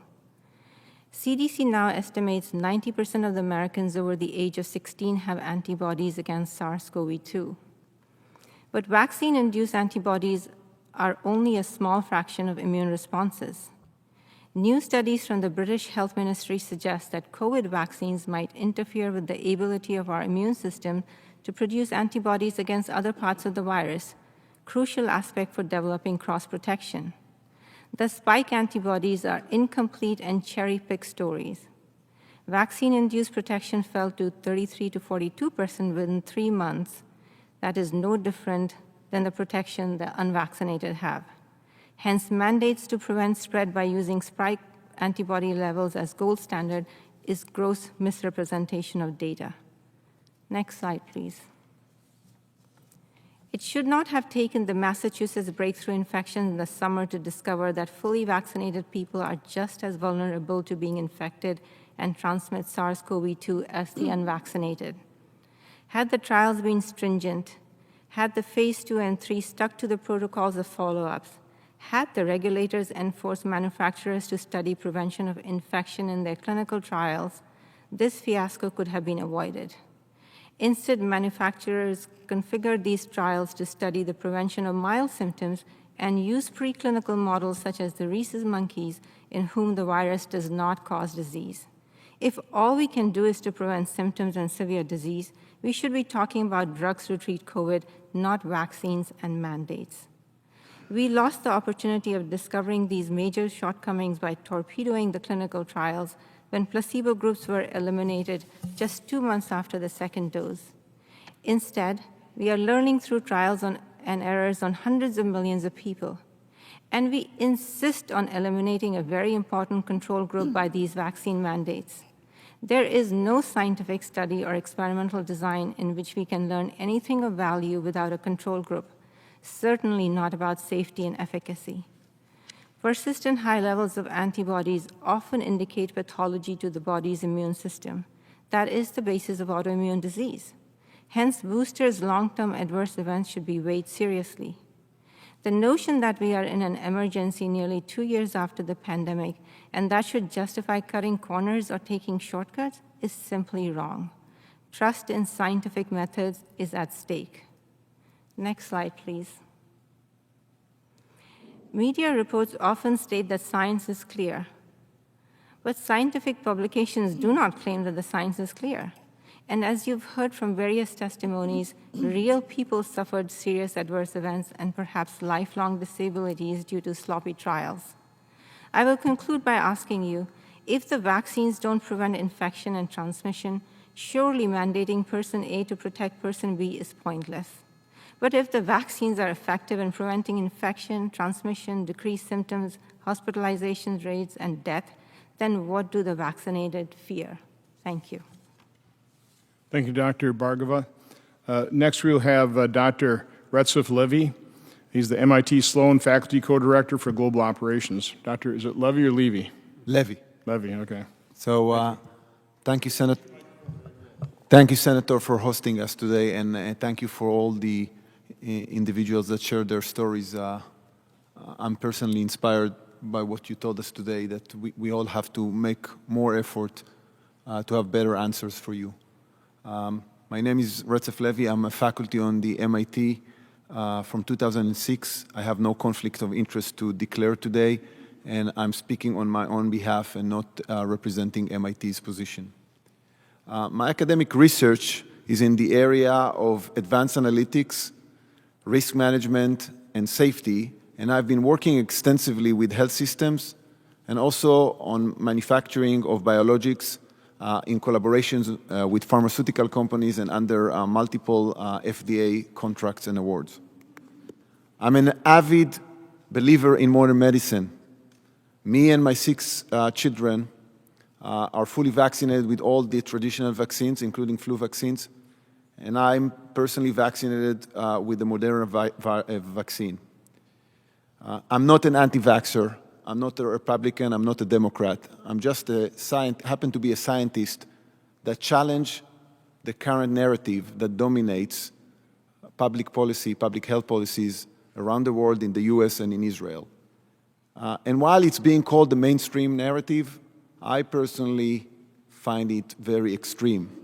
In fact, I'm quite sure that it will be considered extreme by any fundamental principle that we have about management of global pandemics until 2 years ago. So I don't want to repeat everything that was said here, but I can tell you that I know many mainstream scientists and medical professionals who, similar to me, think that the current narrative is extreme and wrong. But very few of them are willing to speak up. And I'm not sure I can blame them, because any attempt to deviate from the main narrative today is faced with a wall of hostility, rejection, and even elimination from the government, including funding agencies, from public media, and worst of all, from the scientific community itself. And let me just quote a very close colleague at MIT, a member of the National Academy of Engineering. This is one of the most distinguished status that you can have as an academic. He told me something like that, and I quote, "You have to be careful because you can be eliminated." And he told me that in the context of raising concerns about the current main narrative about how to manage the COVID-19 pandemic. And let me give you a few examples that illustrate what I consider to be a problematic state of the scientific work as it relates to COVID-19.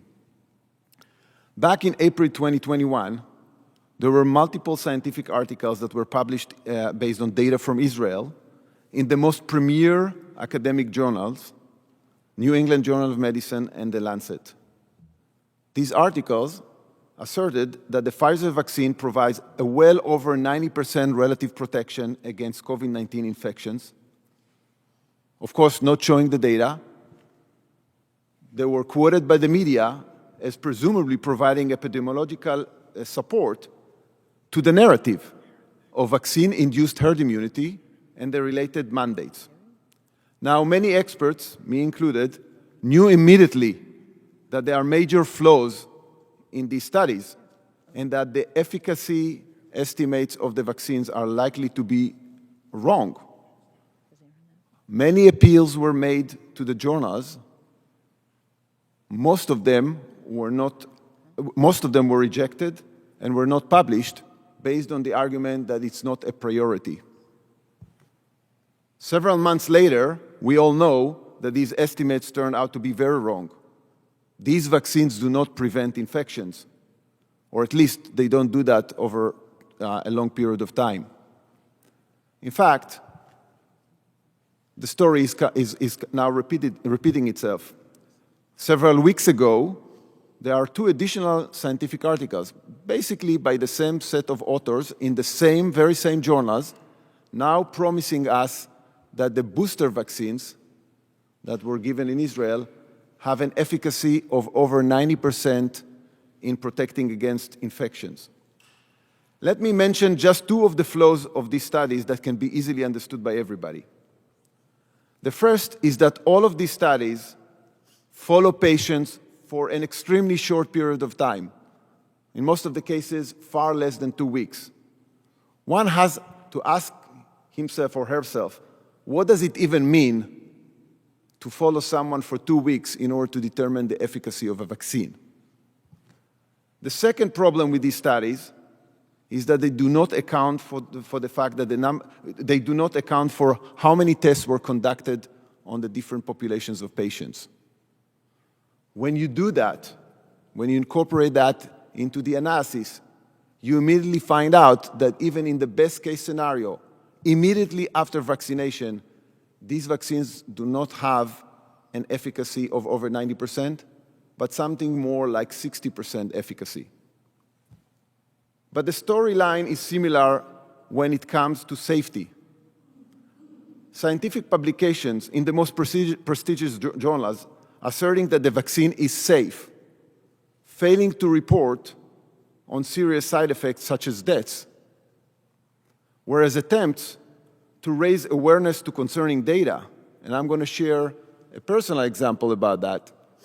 Me and my co-authors, pointed out that when you look on national emergency services calls in Israel for cardiac arrest among young individuals under 40, you see a dramatic increase of 25% in these calls, parallel to the vaccination campaign in Israel in early 2021 and with statistical association to that campaign.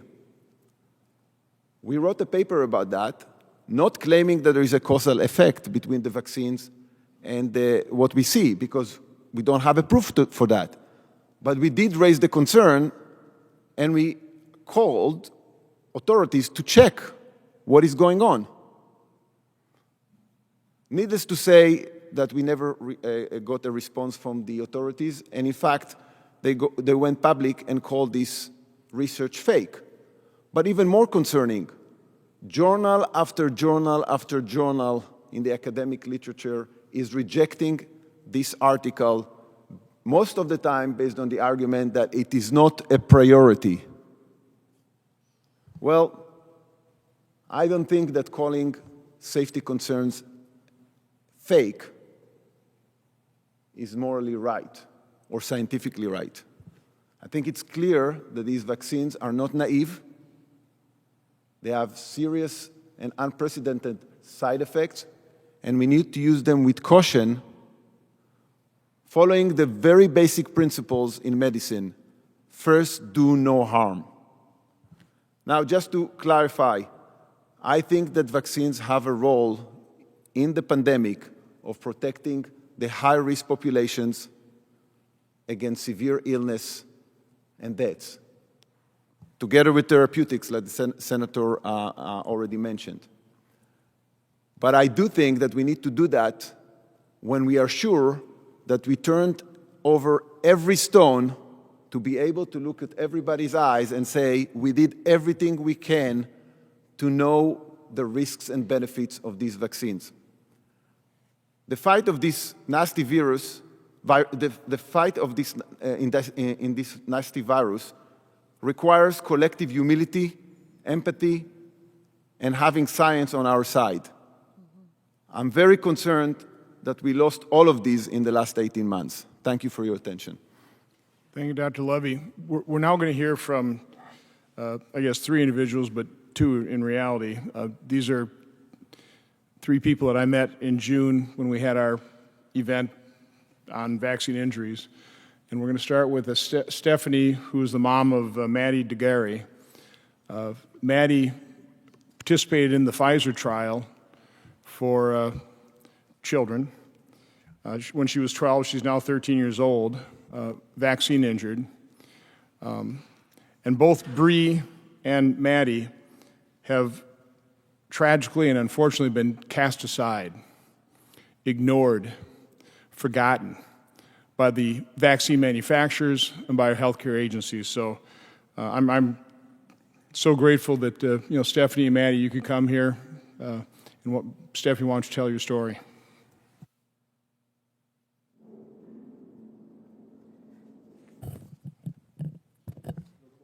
Closer? Okay. Hi, my name is Stephanie DeGarry, and this is my daughter, Maddie. When she was 12 years old, she participated in the Pfizer COVID vaccine trial for 12 to 15-year-olds at Cincinnati Children's Hospital.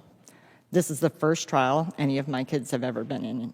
I never had considered ever putting them in a trial before, but this seemed like, when they asked if they could be in it, it seemed like a win-win, So it's been over 9 months since she got her second dose. She can't walk. She's in a wheelchair. She has an NG tube for all of her nutrition. She has constant pain in her stomach, back, and neck. She was over there laying on chairs because she can't make it through this. She can't feel her legs, and that's just the tip of the iceberg. When she got her first dose, her reaction was typical. She had fever, body aches, and fatigue, and it went away in a couple days. When she got her second dose, she had immediate pain where she had gotten the injection, and the first thing she told me because her dad took her, was that didn't happen. That hurt way more than the first time, like enough to point it out. In less than 12 hours, she developed severe abdominal pain, horrible nausea, painful electric shocks on her spine and neck. Her hands were ice cold when you touched them. She had, and on her feet, pain all over her body. Her vaccine arm went numb. And I'm finding more and more stuff. You forget stuff because so much has happened to her.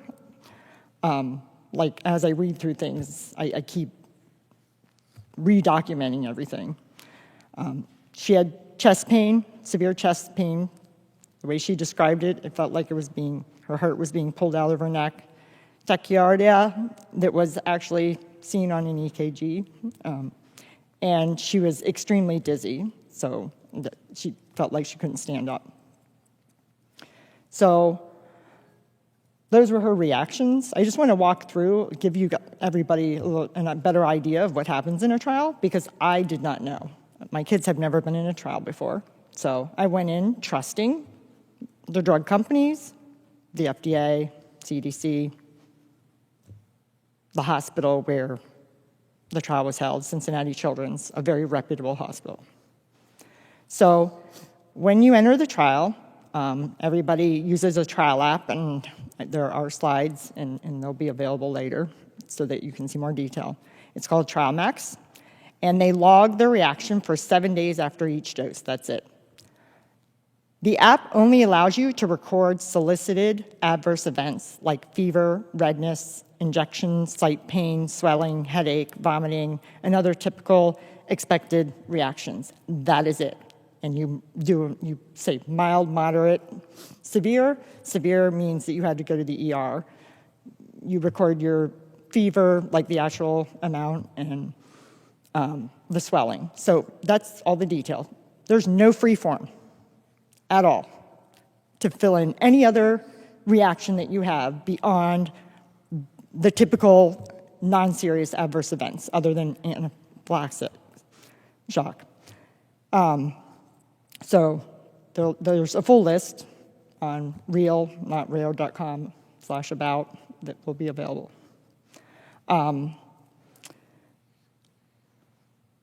What you have to do if you have any other type of adverse event is you have to call the study doctor or the principal investigator.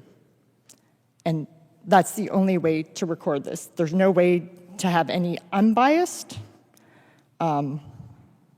way of entering it in and documenting it. I'm sorry, I'm going off track. So we did what we were told. We called the study doctor, and they told us to go to Cincinnati Children's ER, where the trial was held, to check for appendicitis. She did not have appendicitis. They couldn't even find her appendix. What made it into the trial record is unclear. And yes, we did ask several times and have it documented. We still don't know what was actually reported. So basically, as you can see, this leaves a lot of room for human error and concern of reporting bias coming from the principal investigator, which was Dr. Frank in her case. So what was said about Maddie, the next slide, if you go then to the documentation, so the New England Journal of Medicine article about the Pfizer COVID vaccine in adolescents. So first, take note that the principal investigator for Maddie's trial is the lead author for the New England Journal of Medicine article. The adverse events section has 308 words. 76 of those were dedicated to describing one single patient that had simply a temperature greater than 40 degrees. Not great to have, but that, I think this is a little more severe. There's absolutely no mention of any of Maddie's adverse reactions in that article. Zero. In the EUA amendment, Maddie's adverse reaction was reduced to 5 lines that they claim was eventually diagnosed as functional abdominal pain. It's a stomach ache. By the data cutoff for the trial on March 13th, Maddie experienced over 35 adverse events, different things happening to her, very similar to all the stories that you're hearing here. This happened during the trial. Some examples are blood in her urine, 7 times, decreased vision, loss of feeling from her waist down, dizziness, fainting, tremors, muscle weakness, and more.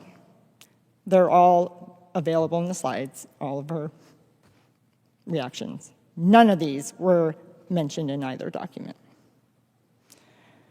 She went to the ER 9 times and was hospitalized 3 times for a total of 63 days, and this was by June 1st. Look at the dates of that article and around when this was approved. Maddie was in the hospital when the EUA was approved for 12 to 15-year-olds. The doctor did not even know it. So let me ask you this. Functional abdominal pain, stomach ache. Does your child, when they have a stomach ache, does that put your child in a wheelchair? Does your child's stomach ache require a feeding tube? Does your child spend 64 days in a hospital for their stomach ache? If they did a urine test when they have a stomach ache, would there be blood in their urine? I don't think so. I thought that Maddie would be in the best hands possible, and the rare chance she has a severe reaction, that was not the case. They did everything in their power to hide everything that happened to her. And that is why this is happening to all these other people and kids.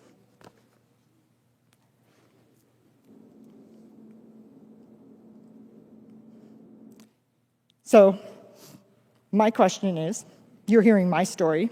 Maddie was not kicked out of the trial. So she's still in it. By the way, so is my son Lucas, who he was in the placebo group, and he did not get the vaccine. So they have one person, if you want to know that they can, and he hasn't had COVID. If they minimalize Maddie's reaction to the vaccine like this, I wonder what really happened to those in the clinical trials who had a reaction to the first dose. They never got to have the second dose. That means they're out of the trial. They're disqualified. I wonder what else was hidden in either the Pfizer trial or any of the other ones, because I know there were things hidden. Thank you. Thank you, Stephanie. I've got a quick question. Obviously, we invited the CEO from Pfizer or some representative from Pfizer. Nobody showed up. Because you had the courage to come forward in June, you have had some media attention, not by the mainstream media, but Pfizer has to be aware of you. Have they reached out to you since June? Neither Pfizer, the FDA, or the CDC has ever talked to us or attempted to. We have never heard anything from them, ever. And I did file it in VAERS also. Still didn't hear anything. So that is outrageous. I mean, not only totally cast aside, but I think what you described in your testimony I would term it as a cover-up. But thank you, Maddie. God bless you. Next, we'll hear from Breanne Dressen. And Bree, take it away. So as you know, a year ago, I received my COVID vaccine when I gladly signed up for a clinical trial here in the United States with AstraZeneca. As a participant of a clinical trial, I was constantly reassured that if something were to go wrong, there would be thorough and meticulously developed protocols in place to provide a safety net, that the data would be collected and the benefits as well as the risks would be assessed and disclosed to the public. I never had any issue with any vaccine, so I figured this was going to be a smooth, easy ride. No big deal. Prior to my involvement, the pharmaceutical company agreed to pay any medical expense as a result of a possible injury. Unfortunately, for a lack of support on their part, we have had to refinance our home to pay for our medical expenses. Like Maddie's trial, we had a tracking app. Like Maddie's trial, our tracking app had pre-designated symptoms in a bullet list with no free form to add any other symptoms. So anything like tingling, tremors, seizures, paresthesias, heart problems, limb weakness. There was no way for us to track that through the app. The clinical trial report published by the New England Journal of Medicine, if I have that slide, it says that the second dose is required to continue in a study. Because my reaction was so severe, AstraZeneca told me I was not allowed to get the second dose. They dropped me from the trial. My data was lost. I was excluded from the trial results. My access to the trial app was deleted. This is different than what is found in the report, which says that these individuals chose to forego the second dose. Because I couldn't finish the series, I was removed.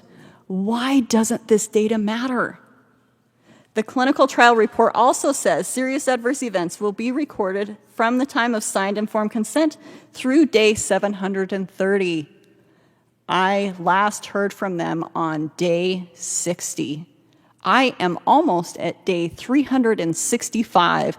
That is 10 months of critical safety data gone. I continued to suffer and decline as the trial progressed without me. So what are the agencies doing about this? As we have heard, there's a lot of questions that need answers. The heads of the NIH, FDA, and CDC have known firsthand about my case and thousands of others. These direct reports began as early as last December. I, along with several injured physicians, continued to reach out to the FDA through emails, phone calls. We did video conferences with Peter Marks and Janet Woodcock, constant emails with Janet Woodcock and myself directly. We have literally asked and we have begged repeatedly for them to acknowledge these reactions. They declined. They know that their lack of acknowledgement has created insurmountable barrier to our ability to receive medical care from doctors who rely on these agencies for information. They know about the issues with the clinical trials. They know about the deaths. They know about the lack of follow-up on VAERS. They know about the injuries to children. They know about Maddie. I have discussed Maddie with them. They know about the mandates imposed on the injured. They know about the suicides as the results of months-long suffering. They know about the aggressive censorship. They know about the media censorship. They know about the scientific censorship. They know all of it. And they have for months. What does the NIH know? I was one of a lucky few to go to the NIH for research in this area. There was about 50 to 60 people that participated in this research. There was invasive testing, all of the top-of-the-line tests you can imagine, tests that aren't even available to the public. We were instructed by the NIH not to talk about the research. We gladly complied, confident in their reassurances that they would publish their research last summer, which would finally open the door for all victims, all of these people, to receive appropriate medical care. Unfortunately, the NIH is no longer accepting calls on behalf of the injured. This happened shortly after the FDA met with us. This vital lifeline that saved hundreds, myself included, and maybe thousands, that lifeline has now been cut off. The NIH has told me and others that this is an immune-mediated response to the spike protein. CDC, FDA, NIH, we do exist. Your system is broken and you know it. You are constantly and persistently telling the public that your review of the data is thorough and your safety signaling systems are robust, when in reality, there is huge gaps in your system every single step of the way. You are not taking care of those who suffer severe adverse reactions. Stop telling the public that you are. Your refusal to take action means there will be more like us. Take responsibility for your role in the suffering of good Americans who did their part by taking the vaccine and had no idea this could happen to them.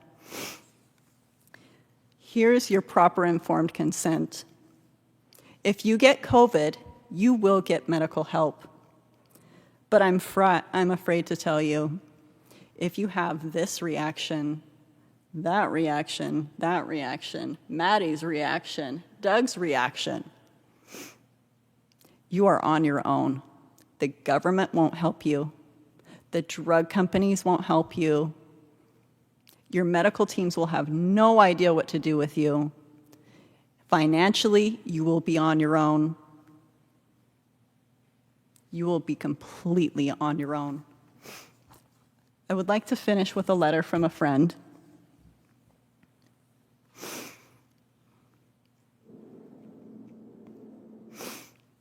That I received a couple of months ago. Bree.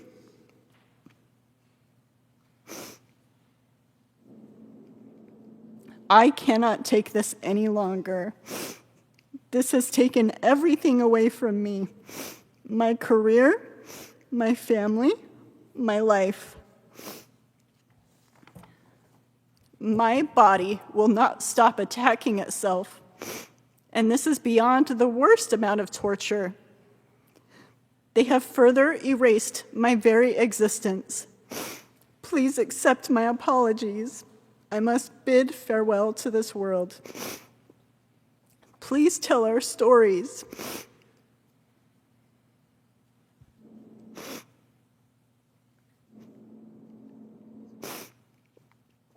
Please make sure the world knows the cruelty that has been imposed upon us. Goodbye, my dear friend. I will see you on the flip side. Rochelle Walensky, Janet Woodcock, Peter Marks, Anthony Fauci. You erased her, and the many others like her. Their blood is on your hands. You cannot bring my friends back, but you can save others from their fate if you finally just tell the truth. If the government won't help us, if the drug companies won't help us, who will help us? Thank you. Thank you, Bree. I want you to describe, because you talked to me after our June event. Going to the June event, there were something like 2,000 people on your various Facebook groups, support groups, people like your friend there, that were using that group to comfort each other, provide counseling to, in your case, you're providing counseling to people who are suicidal. Literally within a week, I remember talking to Ken Rutgers, that group had grown to about 5,000. And then describe what Facebook did to your support groups. They found us and quickly pulled us apart. They eliminated every single person in those groups, and we lost contact with a lot of people that were in crisis. So you mentioned in your testimony that NIH knows about this, CDC knows about this, FDA knows about this. I appreciate what media came here, but not only did we invite these agency heads, we invited mainstream media, or more mainstream media, and of course they didn't show up. In our Milwaukee event in June, we actually had probably a couple dozen cameras. We had media show up. But unfortunately, not to tell these stories. They showed up, and this isn't about me, but basically so they could then attack me as an anti-vaxxer. Rather than in the papers across Wisconsin, above the fold stories of Bree and Maddie, Ken Rucker's wife, they didn't tell the stories. Instead, they just had a picture of me with the headline, "So Fundamentally Dangerous." That's what we're up against. That's what these people are up against. This is why they're pleading and begging for help. Again, to be seen, to be heard, to be believed, so they can be cured, so they can recover. But again, all of you, thank you so much. We, I think, have 7 more presenters.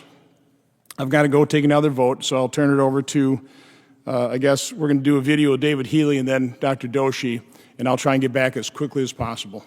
Thank you. 4 weeks ago, Frances Haugen told us that Facebook put its profits ahead of our welfare and the health of the American political system. When the internet appeared first, many of us saw something that we thought was going to help us live the lives that we wanted to live. But somehow Facebook seems to have transformed this into something that's forcing us to live the life that others want us to live. Decades before Facebook was a glimmer in its father's eyes, Pfizer and other pharmaceutical companies took an algorithm that we call randomized controlled trials, RCTs, and by sequestering clinical trial data and ghostwriting the articles about those trials, transformed it into the one algorithm to rule us all. Prior to that, RCTs had been a way to help us live the life that we wanted to live with new drugs and vaccines. After it, RCTs became a way to force us to live the life that Pfizer wanted us to live. Company RCTs separate the information we have about drugs and vaccines into sheep and goats.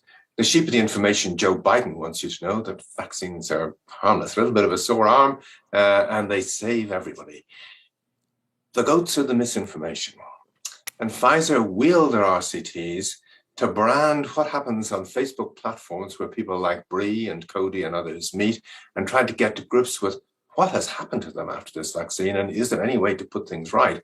Brand that as misinformation.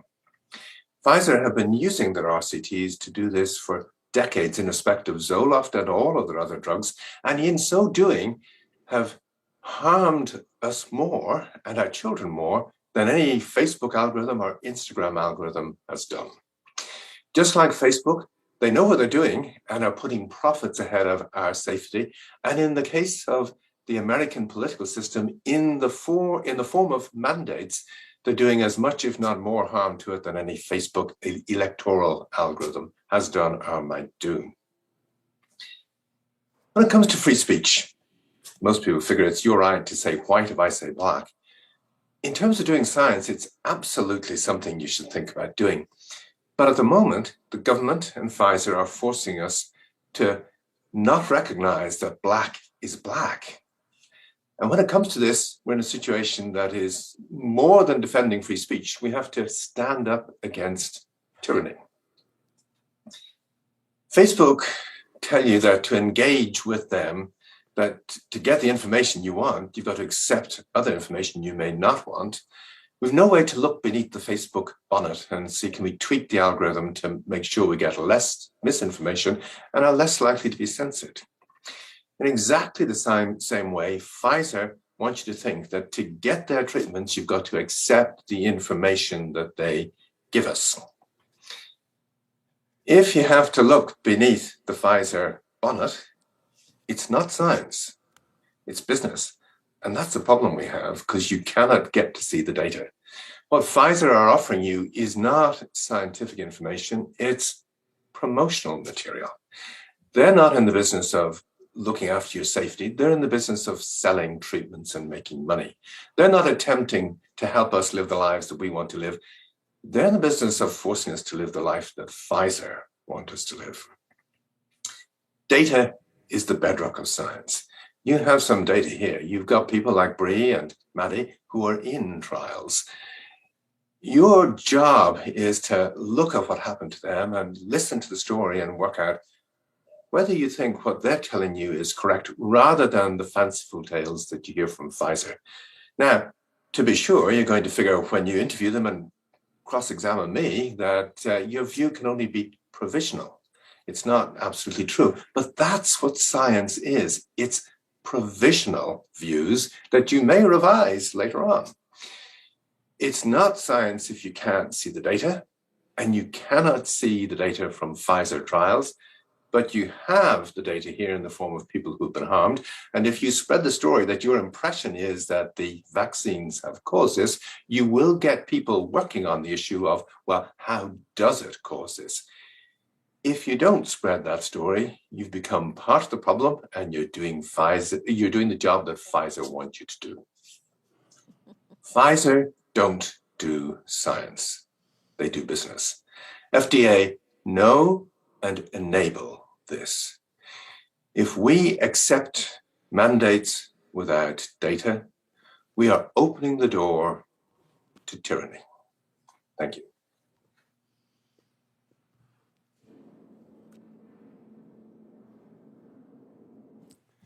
Okay, I'm going to follow up Dr. Healy's talk and just emphasize the points about data transparency. And so in the video just now, Dr. Healy mentioned that what is under the hood of Pfizer clinical trials is not science. He said it's business. I've been reviewing industry-sponsored clinical trials for over a decade, and I tend to agree with Dr. Healy that business and marketing often seems to be in the driver's seat. In my case, it took place a decade ago in the midst of another pandemic, swine flu. And for 4 years, we fought to gain access to the clinical trial data for the drug Tamiflu. Instead of an 8-page journal article telling us about a clinical trial, we wanted the 1,000 pages of internal company study documents that we knew were under the waterline. The fact that the Tamiflu data were inaccessible came as a shock to even the editors of medical journals, who had reasonably assumed that since data is fundamental to the scientific process, surely it must be available. But it wasn't then for Tamiflu, and it isn't today for COVID vaccines. In fact, if you're interested in analyzing the data for, say, Pfizer's trial, you'll have to wait until May 2025 before you can even request it from the company. For Moderna, they recently said that the data, quote, may be available with publication of the final study results in 2022, end quote. And since the trial's not officially to end until October 2022, we're probably talking late 2022. So yes, the trial has still not ended. And yes, doctors and researchers who want to see the clinical trial data will have to wait another year from now before getting access. For J&J, try next July. If you weren't aware that the data were inaccessible, I suspect this is because so few healthcare practitioners and researchers are accustomed to conducting an independent review of the raw data. So there's little outcry when those data are inaccessible. And next slide, please. So while we're told to keep following the science, what we are following is not a scientific process based on open data. We're following a process in which the data are treated as secret. And in my view, there's something very unscientific about that. I feared we would end up in this situation because data secrecy, I'm sorry to say, is the status quo. In 2015, the Institute of Medicine published a consensus study calling for a culture change in which data sharing became the norm, not the exception. But not enough has changed. Last August, before we had results from any of the pivotal COVID vaccine trials, I co-authored a commentary with Dr. Healy, saying clinicians and professional societies need to declare up front that they will not endorse treatments or vaccines unless there is complete data transparency. The point I'm trying to make is fairly simple. The data for COVID vaccine trials isn't available, and it won't be available for years. Yet we are not just asking, but mandating millions of people take these products. Whatever word you want to use to describe this situation, without data, it's not science.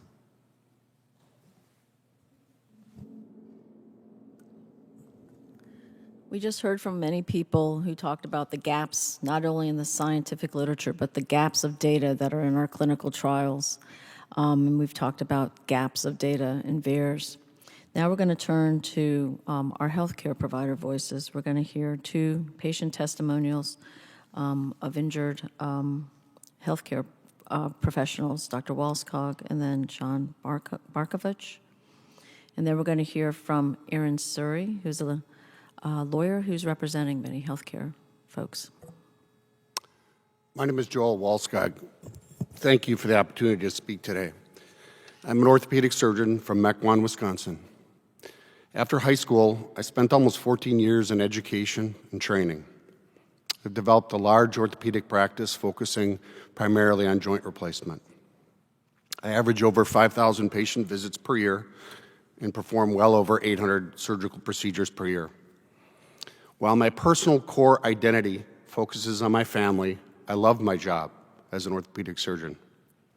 My patients and coworkers will undoubtedly say that I have a passion for my job. On December 30th of 2020, I received the first Moderna COVID vaccine without incident initially. Approximately 1 week later, I recognized that my feet were numb, a sensation of pins and needles. I also began having powerful electrical shock sensations down my entire spine, radiating to my feet. Within days, I obtained an MRI of my cervical spine. It revealed no acute changes to account for my numbness. Move forward 3 or 4 days, I was sitting in a clinic room at work talking with a patient. I attempted just simply to stand from a sitting position. I couldn't stand. I pushed myself up with my arms, then quickly fell backwards. Later that day, I had MRIs of my thoracic and lumbar spine. I soon saw a neurologist, actually 2 to 3 days later, who diagnosed me with transverse myelitis, a rare condition that involves a demyelinated lesion of my thoracic spinal cord. While my neurologist recommended I take 2 or 3 months off of work, I agreed to take 2 weeks. After I returned, I operated on 2 consecutive days, although an intended shortened schedule. After the second day, I felt horrible. I was numb from my umbilicus to my feet.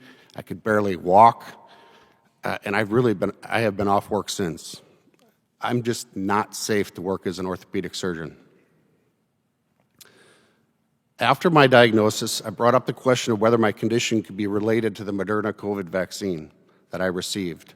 I asked my employer to report it to VAERS. I was aware that the UK AstraZeneca COVID vaccine trial was delayed twice because of 3 cases of transverse myelitis. Assuming the FDA and the CDC would be alarmed at my diagnosis, I expected to be contacted soon after my VAERS submission. No phone call, no contact. In fact, weeks passed. I then contacted the CDC myself. They acknowledged my VAERS submission, but stated my reaction was categorized as not serious, as I had not been hospitalized and I hadn't died. I have never heard from the CDC again. No contact with the NIH, no contact from the FDA. I notified Moderna directly numerous times and asked that I be contacted. No one from Moderna ever contacted me. One word describes how I felt in the first few months after my diagnosis: abandoned.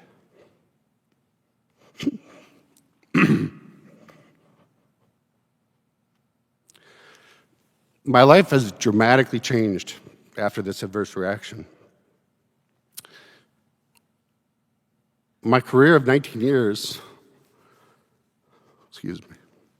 that I took almost 14 years to train for, is likely over.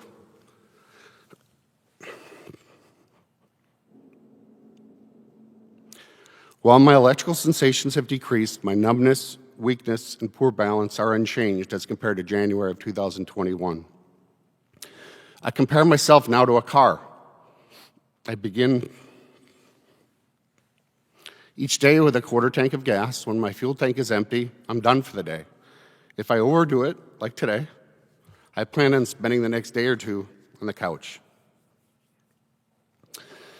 Let me be clear, I am pro-vaccine.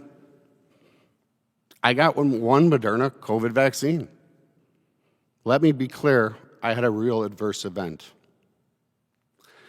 I urge the CDC, the FDA, the NIH, and all other involved governmental agencies to listen to the injured. Their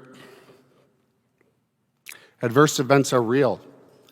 I urge everyone to become open and transparent with COVID vaccine data. The VAERS system is grossly inadequate.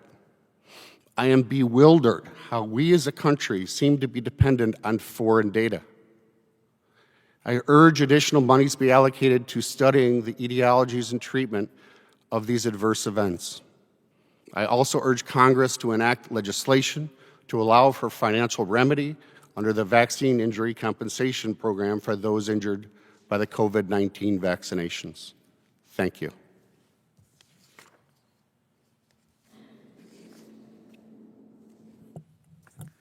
Good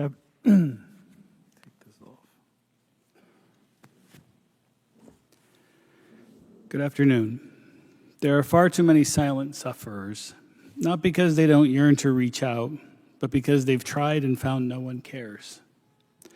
I'm here for all those who could not be here today due to their injury or financial burden. I'm lucky to even be here today myself because as of yesterday, I was finishing treatment with intravenous immunoglobulin, and I'm on high-dose steroids to try to suppress my immune system. I'm speaking today as a private citizen and not on behalf of any organization or institution. This is my personal truth, my story. My name is Sean Barkovich. I'm a 51-year-old research nurse practitioner. I'm the descendant of hardworking coal miners and was proudly born in the coal region of Pennsylvania. Honesty is very important to me. As we are living in a hyper-polarized world, let me start off by clarifying I'm highly educated. I have 4 degrees. Medicine is my second career. I worked on secondment for the State Department for 15 years, worked through the fall of communism in Eastern Europe and the Balkan War, came back and became a nurse because I love medicine. Politics has zero impact on me being here today. I'm pro-patient, pro-science, and I've been fiercely pro-vaccine my entire life, often having fights with family members to get vaccinated. However, like many, I was a bit hesitant about the vaccine. We all had our concerns. I was scared about the new platform, the new spike protein vector, the fact that we relied on more long-term in vitro studies without long-term safety data in humans. But as a researcher and a scientist, I also understood the need to control and end the pandemic. So I got vaccinated. As a researcher, I fully understand reactions occur, and they are real. No medication or vaccine is reaction-free. I get this, but so should everyone else. But in this rollout, there were many things that came to light quickly once I fell into that adverse reaction world. Prior to December 29th, 2020, the day my life fundamentally changed, I was a vibrant, funny, compassionate, healthy person. No medical conditions, no medicines, never a vaccine reaction. Let me briefly share my reaction story. I went to the hospital where I work. I stood in line. Immediately after dose 1, I developed paresthesias in my right arm. I got injected in my right deltoid. Within hours to days, the numbness and tingling traveled to my right side of my face, my eye, and my ear. I saw a neurologist. one of the top neurologists in New York City. He said, "Oh, if it subsides, get the second shot. We just don't know. It's all new." So it subsided. Against my better judgment, I went back and I got in line. Dose 2 literally set me into a tailspin. Within 4 days, I developed debilitating tinnitus. What I recall from that is the month of February, curled up in the fetal position on the bathroom floor, wondering, how will I ever live with this? It was so severe, couldn't hear TV, couldn't listen to music or read a book or hear what other people were saying. I thought my life was over. It continued. I got right facial tingling back, numbness, throat tightness, tachycardia, wild fluctuating blood pressures, severe right-sided headaches and brain fog. I went back to the neurologist. I told him all what was going on. He said, "Oh, wait it out. It might likely subside again." I said, "I don't think so. This is pretty bad." I ended up in the emergency department January 30th. Despite all my years of nursing experience, having been familiar with the vaccine trials, I offered up quickly. I think I'm having a reaction to the vaccine. I was quickly dismissed by a physician who had no knowledge about these vaccine reactions, and I was sent home with ibuprofen. So many missed opportunities to treat me. Things continued to progress. I developed POTS syndrome. Never even heard of it before as a nurse. It's where you can't stand for more than 5 minutes without your heart rate zooming, getting faint and nauseous. Severe intractable insomnia.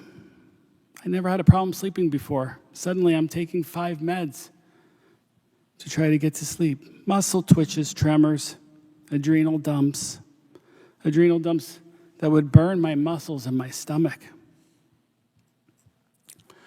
I'm a bright individual. I'm like the nurse chihuahua. I nip at heels. I want answers, and I fight. I pursued everywhere across the country, from New York to California, looking for answers, pestering top researchers, scientists, doctors, getting nowhere, getting no recognition, getting dismissed.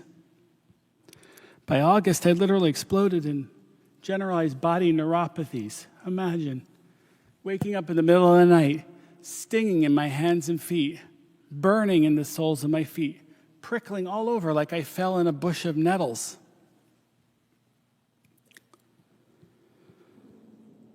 I knew I had to push. A lot of my symptoms were subjective. Physicians don't deal well with subjective symptoms. You're tossed into the basket of anxiety. So I pushed for objective symptoms, objective data. I insisted, let's do a tilt table test. Showed my dysautonomia. Pushed for a skin biopsy. Showed I developed small fiber neuropathy. Still, I couldn't get anybody to take an interest in me. I'm a researcher. I found that curious. Here I am presenting unusual case. Study me. I'm the perfect candidate. I give you objective data. If I tell you my pain's a 7 out of 10, it's a 7 out of 10. I don't minimize or maximize. Feeling so alone and so scared, I turned to social media because I couldn't find anybody like me for support. In mere months, I had thousands of people. I set up a tinnitus group. 3,500 members joining in months. Later, I found 6 other groups focused on neurological symptoms. I started to help them as a nurse. It was the best way I could help, use my resources. I started researching, reading journals, hearing what they were hearing, reading as much as I can, sharing with them, helping the people who had no insurance understand what their labs were, people who had no money, guiding them what tests they should get, how best to use their money. Crazy thing is social media. You're there, you're looking for support, you find support. They suddenly tag you. Misinformation. You're not real. You're an anti-vaxxer. You devolve into more despair. To date, not a single doctor I saw, and I saw many, the list is long. I know all their names. I saved all their emails of what they said to me and what they couldn't say, didn't say, or didn't do. Not a single one of them logged me in VAERS. Not one. All my reports are my own. My goal here today is to speak as a researcher. A lot's been said already. I'll just emphasize, if we mandate vaccines, it's clear we need to mandate manufacturers and government institutions to step up and investigate us. It's not right. It's immoral. Reactions are real. They're a part of science. I got unlucky. But it's unethical to hide them, even if it's for some greater motive. A real example of our own government being egregious in their behavior to hide it. I direct you to OSHA's website. It's right there. They are not enforcing recording requirements of worker side effects mandated to get the COVID-19 vaccine. Go to their website, it's there. Clear as day. They don't enforce reporting. That's my own government. Data sharing. We know NIH did a study. I'd love to know what was in it.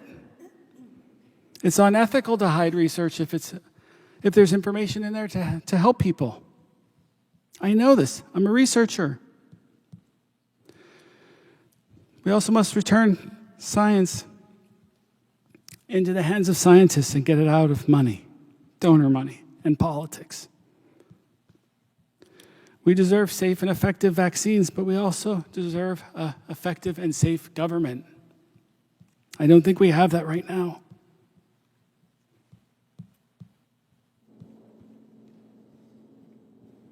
Skip a little bit here because it's all been said before.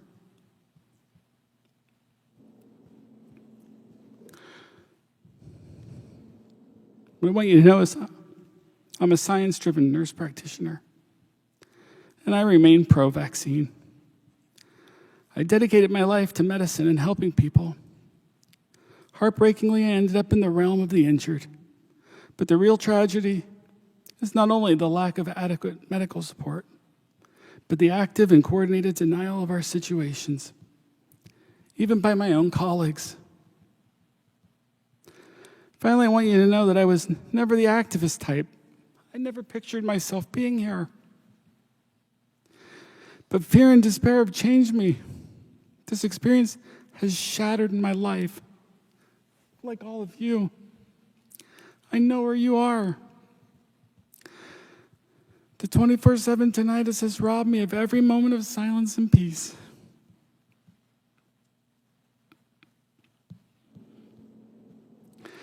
The impact on my medical career, which I love and work so hard for, is immeasurable.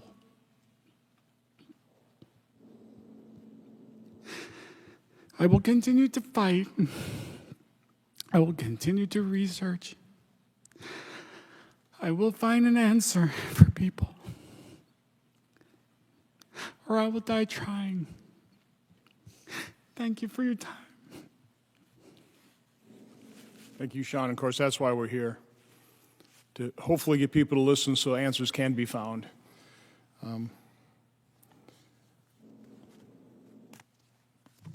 Our next participant is Attorney Aaron Siri.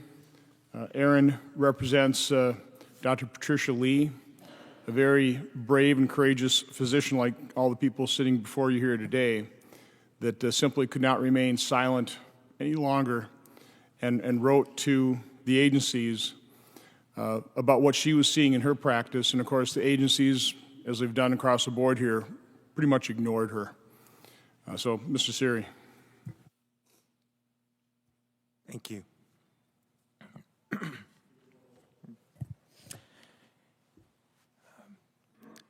Thank you, Senator Johnson and thank everybody for sharing their stories. I know it cannot be easy to do so. My firm of over 20 professionals has represented individuals injured by vaccines for many years. And so we're very familiar with these heartbreaking stories, and I empathize with every one of you. While we've been representing people for vaccine injury for quite a while, it wasn't until the COVID-19 vaccine that our phones, emails, form submissions have reached an avalanche of submissions. If we could actually sue the pharmaceutical companies for all those injuries, it would actually be humanly impossible for my firm, or I think the collective efforts of all attorneys around the country that handle vaccine injury cases, which are about 100 attorneys right now, to handle all of those matters. As things stand right now, you can't sue Pfizer, J&J, or Moderna for any of the injuries. You can't bring a claim in the Vaccine Injury Compensation Program either. You're relegated to a program called CICP, which has a standard of proof that makes it almost impossible to obtain compensation, and even if you do prevail, the amount of compensation is de minimis for the most part. Among the folks that have contacted our firm are many physicians from across the country who themselves have suffered vaccine injuries. I've spoken to many of them, and while their stories vary, their injuries vary, there are three common themes that they all convey. The first one is that, and we heard a lot of you express the same here today, is that after they suffered an injury, they went to the very medical establishment that they work in to go and get treatment. And even though they themselves were physicians, the initial reaction they often got was one of, "We don't believe you." Often they were told it was psychological, referred to counseling, instead of treating the injuries that were being presented. And these are physicians. A lot of times they had to go to physicians that they went to medical school with or who they had worked with, those colleagues who would believe them. The other common theme is that they, for the most part, report that they submitted a VAERS report, that they had to do it and often their physicians didn't, and that after submitting the VAERS reports, like many of you, they expected a phone call that never came.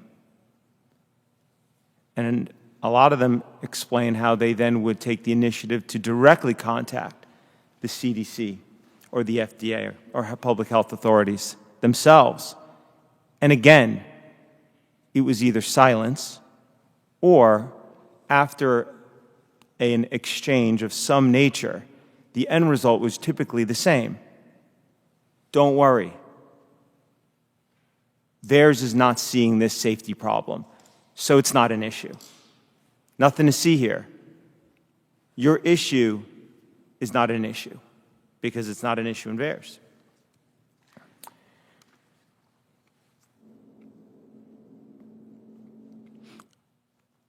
One of the things that I often ask physicians who contact the firm is, will you make public the failing of our public health agencies?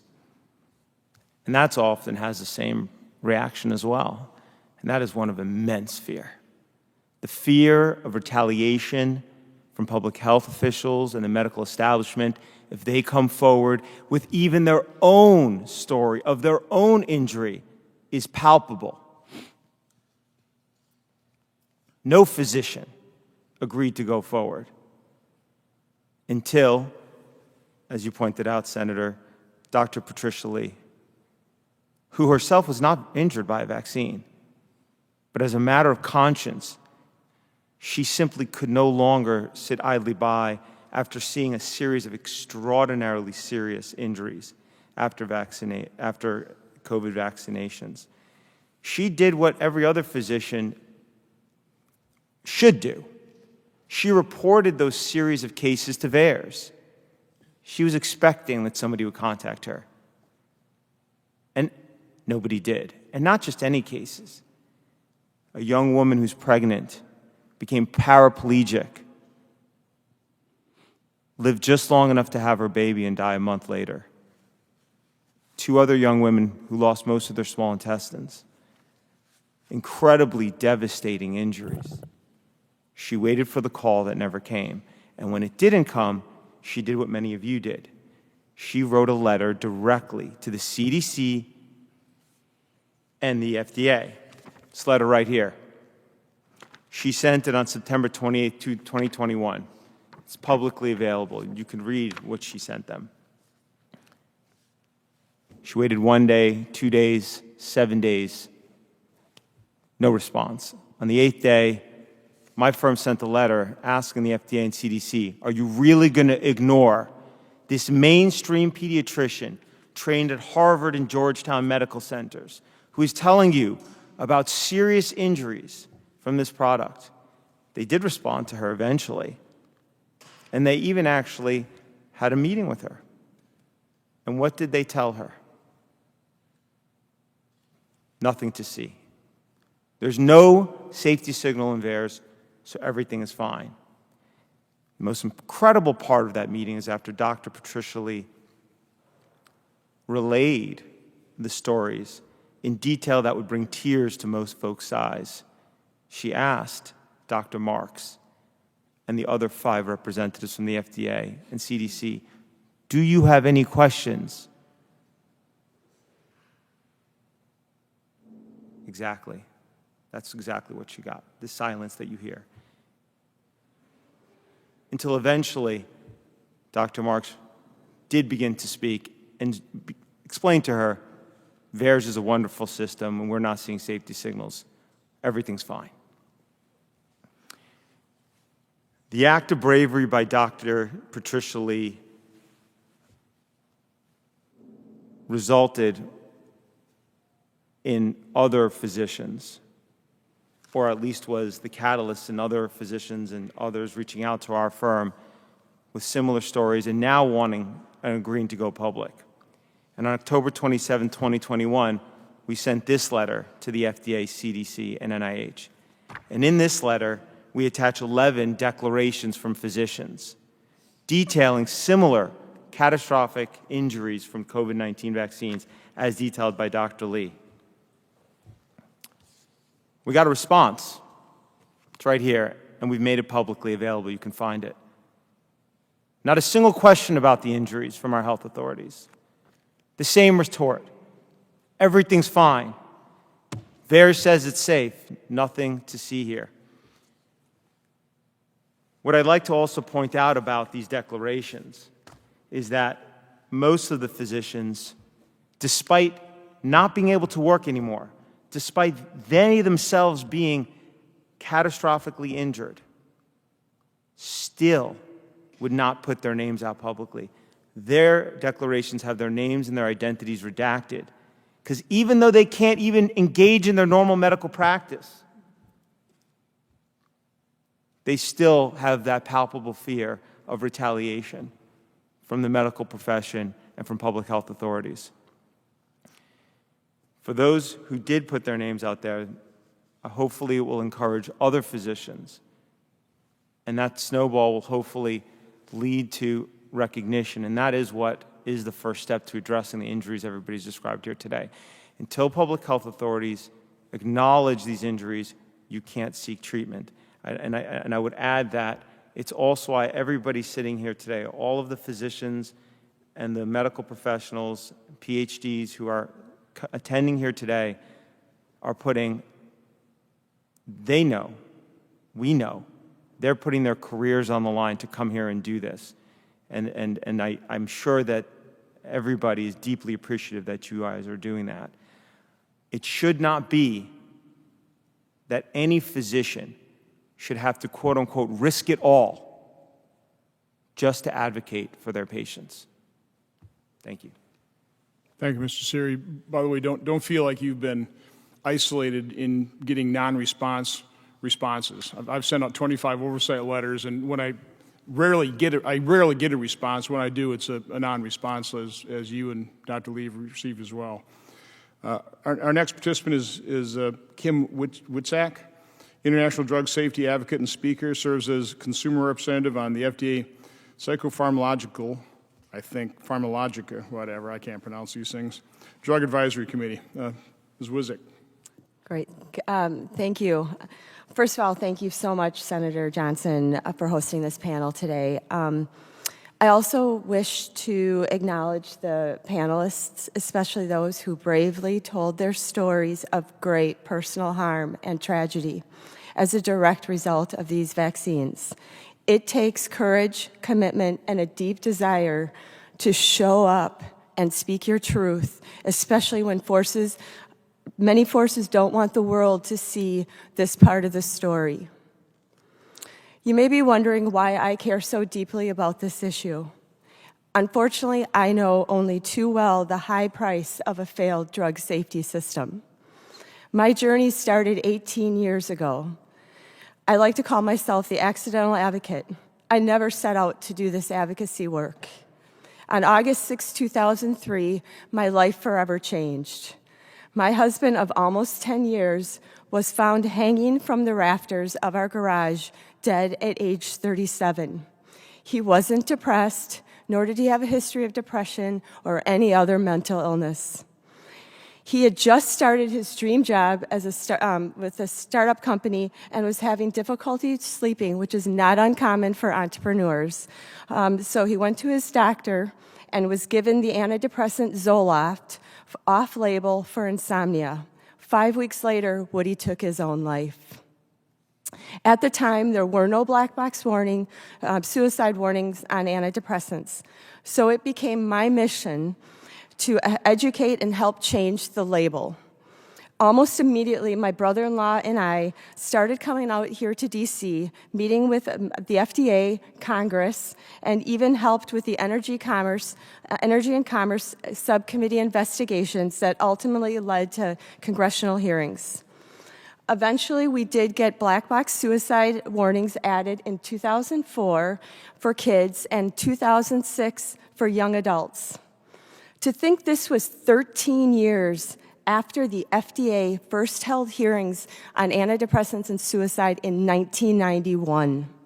How many lives were destroyed and families torn apart before the FDA finally warned about the link between suicide and SSRIs.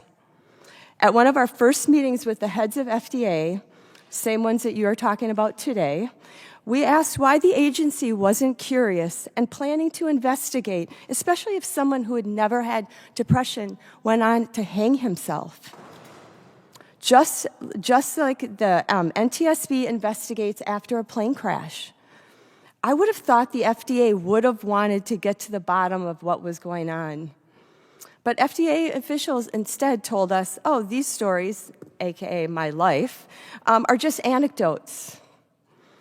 They didn't see suicide or suicidality happening in the initial company clinical trials. Initially, I thought this was just an isolated incident with antidepressants.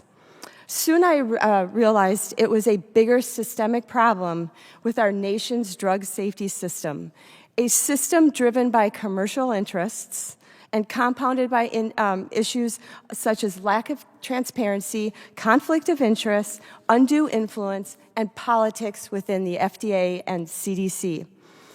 And then there's just the plain sad fact that most people prefer to talk about the benefits. The benefits of the drugs, the side effects or harms, that's just plain, that's a downer. Ignorance is bliss until you're the one that it impacts. When the state and federal governments began to push this mass vaccination program, I followed the situation with great interest. Trumpeted as safe and effective, the vaccines were positioned as the only way out of this pandemic. If you dared to question the science, the safety, or public narrative, you were censored or labeled as spreading misinformation or called an anti-vaxxer. It is mind-boggling to me when you put a product out in the world, especially one that's been rushed through testing and review, and used by billions around the world, that the FDA and other regulatory agencies wouldn't establish a robust, proactive safety monitoring program as part of the rollout. It's frightening to think that the FDA may not have an army of clinicians reading through the hundreds of thousands of reports into VAERS, or even responding to all of you that took your time to reach out to them. As a member of another FDA advisory committee, I can tell you that almost every new drug that we are reviewing in the recent years has come to us using a fast-tracking mechanism, much like the EUA track of the vaccines. The FDA priority is to approve drugs and get them on the market quickly with limited trial data. Safety is usually considered after the fact. During PDUFA negotiations, I have long advocated for an independent safety review and monitoring board.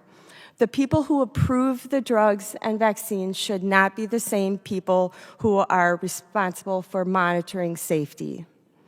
The FAA does not investigate plane crashes. The NTSB does. The world of drugs and vaccines needs an NTSB. Finally, I want to briefly touch on mandates that are affecting all of our lives. This is not a red or a blue issue. This is a human rights issue. Where there is risk, there must also be choice. There's a dark irony in that the current era of patient-centered care and shared decision-making, neither patient-centered care nor shared decision-making are present in the conversations around vaccines and mandates. People should not be coerced or bribed to choose between their freedom to bodily autonomy or their livelihood and being injected. This is a human rights, social justice issue. Public health may be a population-based approach, but we need to remember we are treating individuals, and a one-size-fits-all does not always work. People dismiss harms as rare. Well, when you're the person who is harmed, it is your 100%. It is your reality. Unfortunately, I hear from people every day that learned this the hard way. They wish they knew of the potential risks before their lives were forever altered. No one should ever have to ask after the fact, how come I didn't know? We are not anecdotes. And I just want to say, I want to know where the mainstream media is. I want to know where FDA is. I want to know where government agencies. It is horrible listening to these stories, and they should be on record for not being here. So thank you. Well, thank you, Ms. Witzak. Our final presenter is via video, Iona Heath. She's a retired general practitioner from Kentish Town in London. I'm Iona Heath. I worked as a primary care physician in a deprived part of North London for almost 35 years. And from 2009 to 2012, I was president of the Royal College of General Practitioners in the UK. I'm 71 years old, and I was grateful to have been double vaccinated against COVID-19. I have 4 grandchildren, aged between 10 and 14. Every working day in primary care, I have seen how the theories of medicine work themselves out in the lives of individuals and families. And this experience has reminded me repeatedly of the provisional nature of knowledge. As time goes by, theories, knowledge, and certainty all come and go. A new drug that is greeted as a miracle is condemned as a poison a few months or years later. None of us can be certain about what the future will bring. I have long thought that one of the most important roles of a primary care physician is to protect patients from the harms of medicine. Because we are committed to seeing and hearing each person in the fullness of their context and biography, and we know that the body is not a machine. And because we work at the front line of medicine, at the point where science and life experience intersect. Medicine becomes dangerous whenever the lives, contexts, hopes, and priorities of individual patients are lost from view. Whenever healthcare becomes depersonalized by public health utilitarianism on the macro scale and or by biomedical science on the micro scale. Many of the people we have heard from today have been squeezed between both these modes of depersonalization. Their individuality has been lost from view and their experience has been discounted. Listening to their stories, I have been powerfully reminded of a paper written by David Sackett 20 years ago, which had a very striking title, The Arrogance of Preventive Medicine. In it, he wrote, preventive medicine displays all three elements of arrogance. First, it is aggressively assertive, pursuing symptomless individuals and telling them what they must do to remain healthy. Occasionally invoking force of law, immunization, seatbelts, it prescribes and proscribes for both individual patients and the general citizenry of every age and stage. Second, preventive medicine is presumptuous, confident that the interventions it espouses will, on average, do more good than harm to those who accept and adhere to them. Finally, preventive medicine is overbearing, attacking those who question the value of its recommendations. End of quote. I'm confident that you can see why I thought of this paper by someone who has been described as the father of evidence-based medicine. Extraordinary things seem to happen to people in power and they begin to believe that fear can only be contained by absolute certainty, very much along the lines of, accept this wonder vaccine, it will stop you dying and it will do you no harm, or only harm of the most trivial nature. But people are not stupid. They know full well that life and death are full of uncertainty, and they also know that fear is contained not by certainty, but by trust. It is a tragedy for all of us that the devastations of the current pandemic have come just at the time when the extent of corruption within the medical industrial complex by powerful vested and financial interests has become undeniable and has made trust very hard to come by. All those who have suffered harm from vaccines, all the children for whom the risks seem to outweigh benefit, and all those whose livelihood and social interconnectedness are threatened by vaccine mandates are being asked to pay too high a price for the false certainty of those who think that they can predict the future. When British playwright Harold Pinter won the Nobel Prize for Literature in 2005, he said this, quote, I believe that despite the enormous odds which exist, unflinching, unswerving, fierce intellectual determination as citizens to define the real truth of our lives and our societies is a crucial obligation which devolves upon us all. I think that this is what we have been trying to do today, and I thank you all.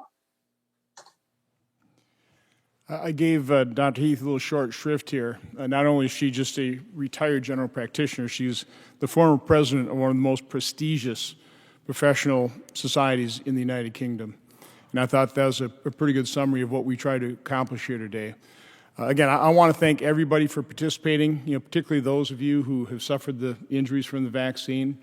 I know this is arduous. I know this is tough for you to travel, but I appreciate it. I do want to point out for anybody watching this via video, even here in the hall, even though these individuals look pretty normal, these injuries are severe. The inner vibrations that some of these people are experiencing are so severe. I just quick to ask Bree. She personally knows 7 people who have committed suicide because the inner vibrations, their symptoms were so severe they just simply could not go on with life. She knows another 15 people who have committed suicide from other members of their group. So again, the injuries don't necessarily have to be visible to be real, to be severe, to be life-altering. It is, again, unfortunate way more than unfortunate. It's actually outrageous that our healthcare agencies, the President of the United States, members of his administration are completely ignoring these people and their plight. The courage it takes to come forward, I can testify too. The repercussions are quite grave. The vilification, the suppression of what you're trying to say, the censorship. People who have been on this journey with me have been fired from their institutions. They've been sued. Their careers and their lives, if they known it, have been ended. So that's why you have so very few people that are willing to come forward. Their medical licenses are threatened. The profession that they trained for decades to get good at could be taken away from them. So you understand why they're remaining silent. But I would say one of the biggest impediments to further progress on this is just the basic human tendency to never admit you're wrong. President Biden won't admit he's wrong when he says that this is a pandemic of the unvaxxed, that if you get the vaccine, all's going to be well. The heads of these agencies will never admit they were wrong. My colleagues who voted for the vaccines, who have done videos encouraging everybody to get vaccinated, which, by the way, that might be the right advice for certain people. They don't want to admit they're wrong. Doctors, physicians who have recommended to patients to get the vaccine don't want to admit that their recommendation might have caused a severe harm. It's understandable. I understand that human tendency. But that doesn't overcome the basic humanity of acknowledging reality and doing everything we can as a society. Those of us that voted for Operation Warp Speed, those of us that encouraged vaccination, we have to admit there's a side effect here, and it's changed people's lives forever. So again, I'm begging anybody watching this today or via video, first of all, share the video. Share with every contact you have. Let these stories be seen, let these stories be heard, let them be believed so that as society, we can do the right thing. We can acknowledge it. We can put even just a fraction of the time and effort and resources as we've put into the shutdowns and the mask mandates and the vaccine mandates and the vaccine development and the administration of it. If we just take a fraction of that and apply it to research and treatment, and by the way, a vaccine injury fund that actually compensates those who did what everybody asked them to do, for them themselves, for the good of their neighbors, for the good of society. The least we can do with the trillions of dollars we've already allocated and spent, the least we can do is acknowledge their pain, help them recover, and compensate them for their injuries. So again, I just want to thank everything for being here. God bless all of you. We all wish you well. And that ends our event.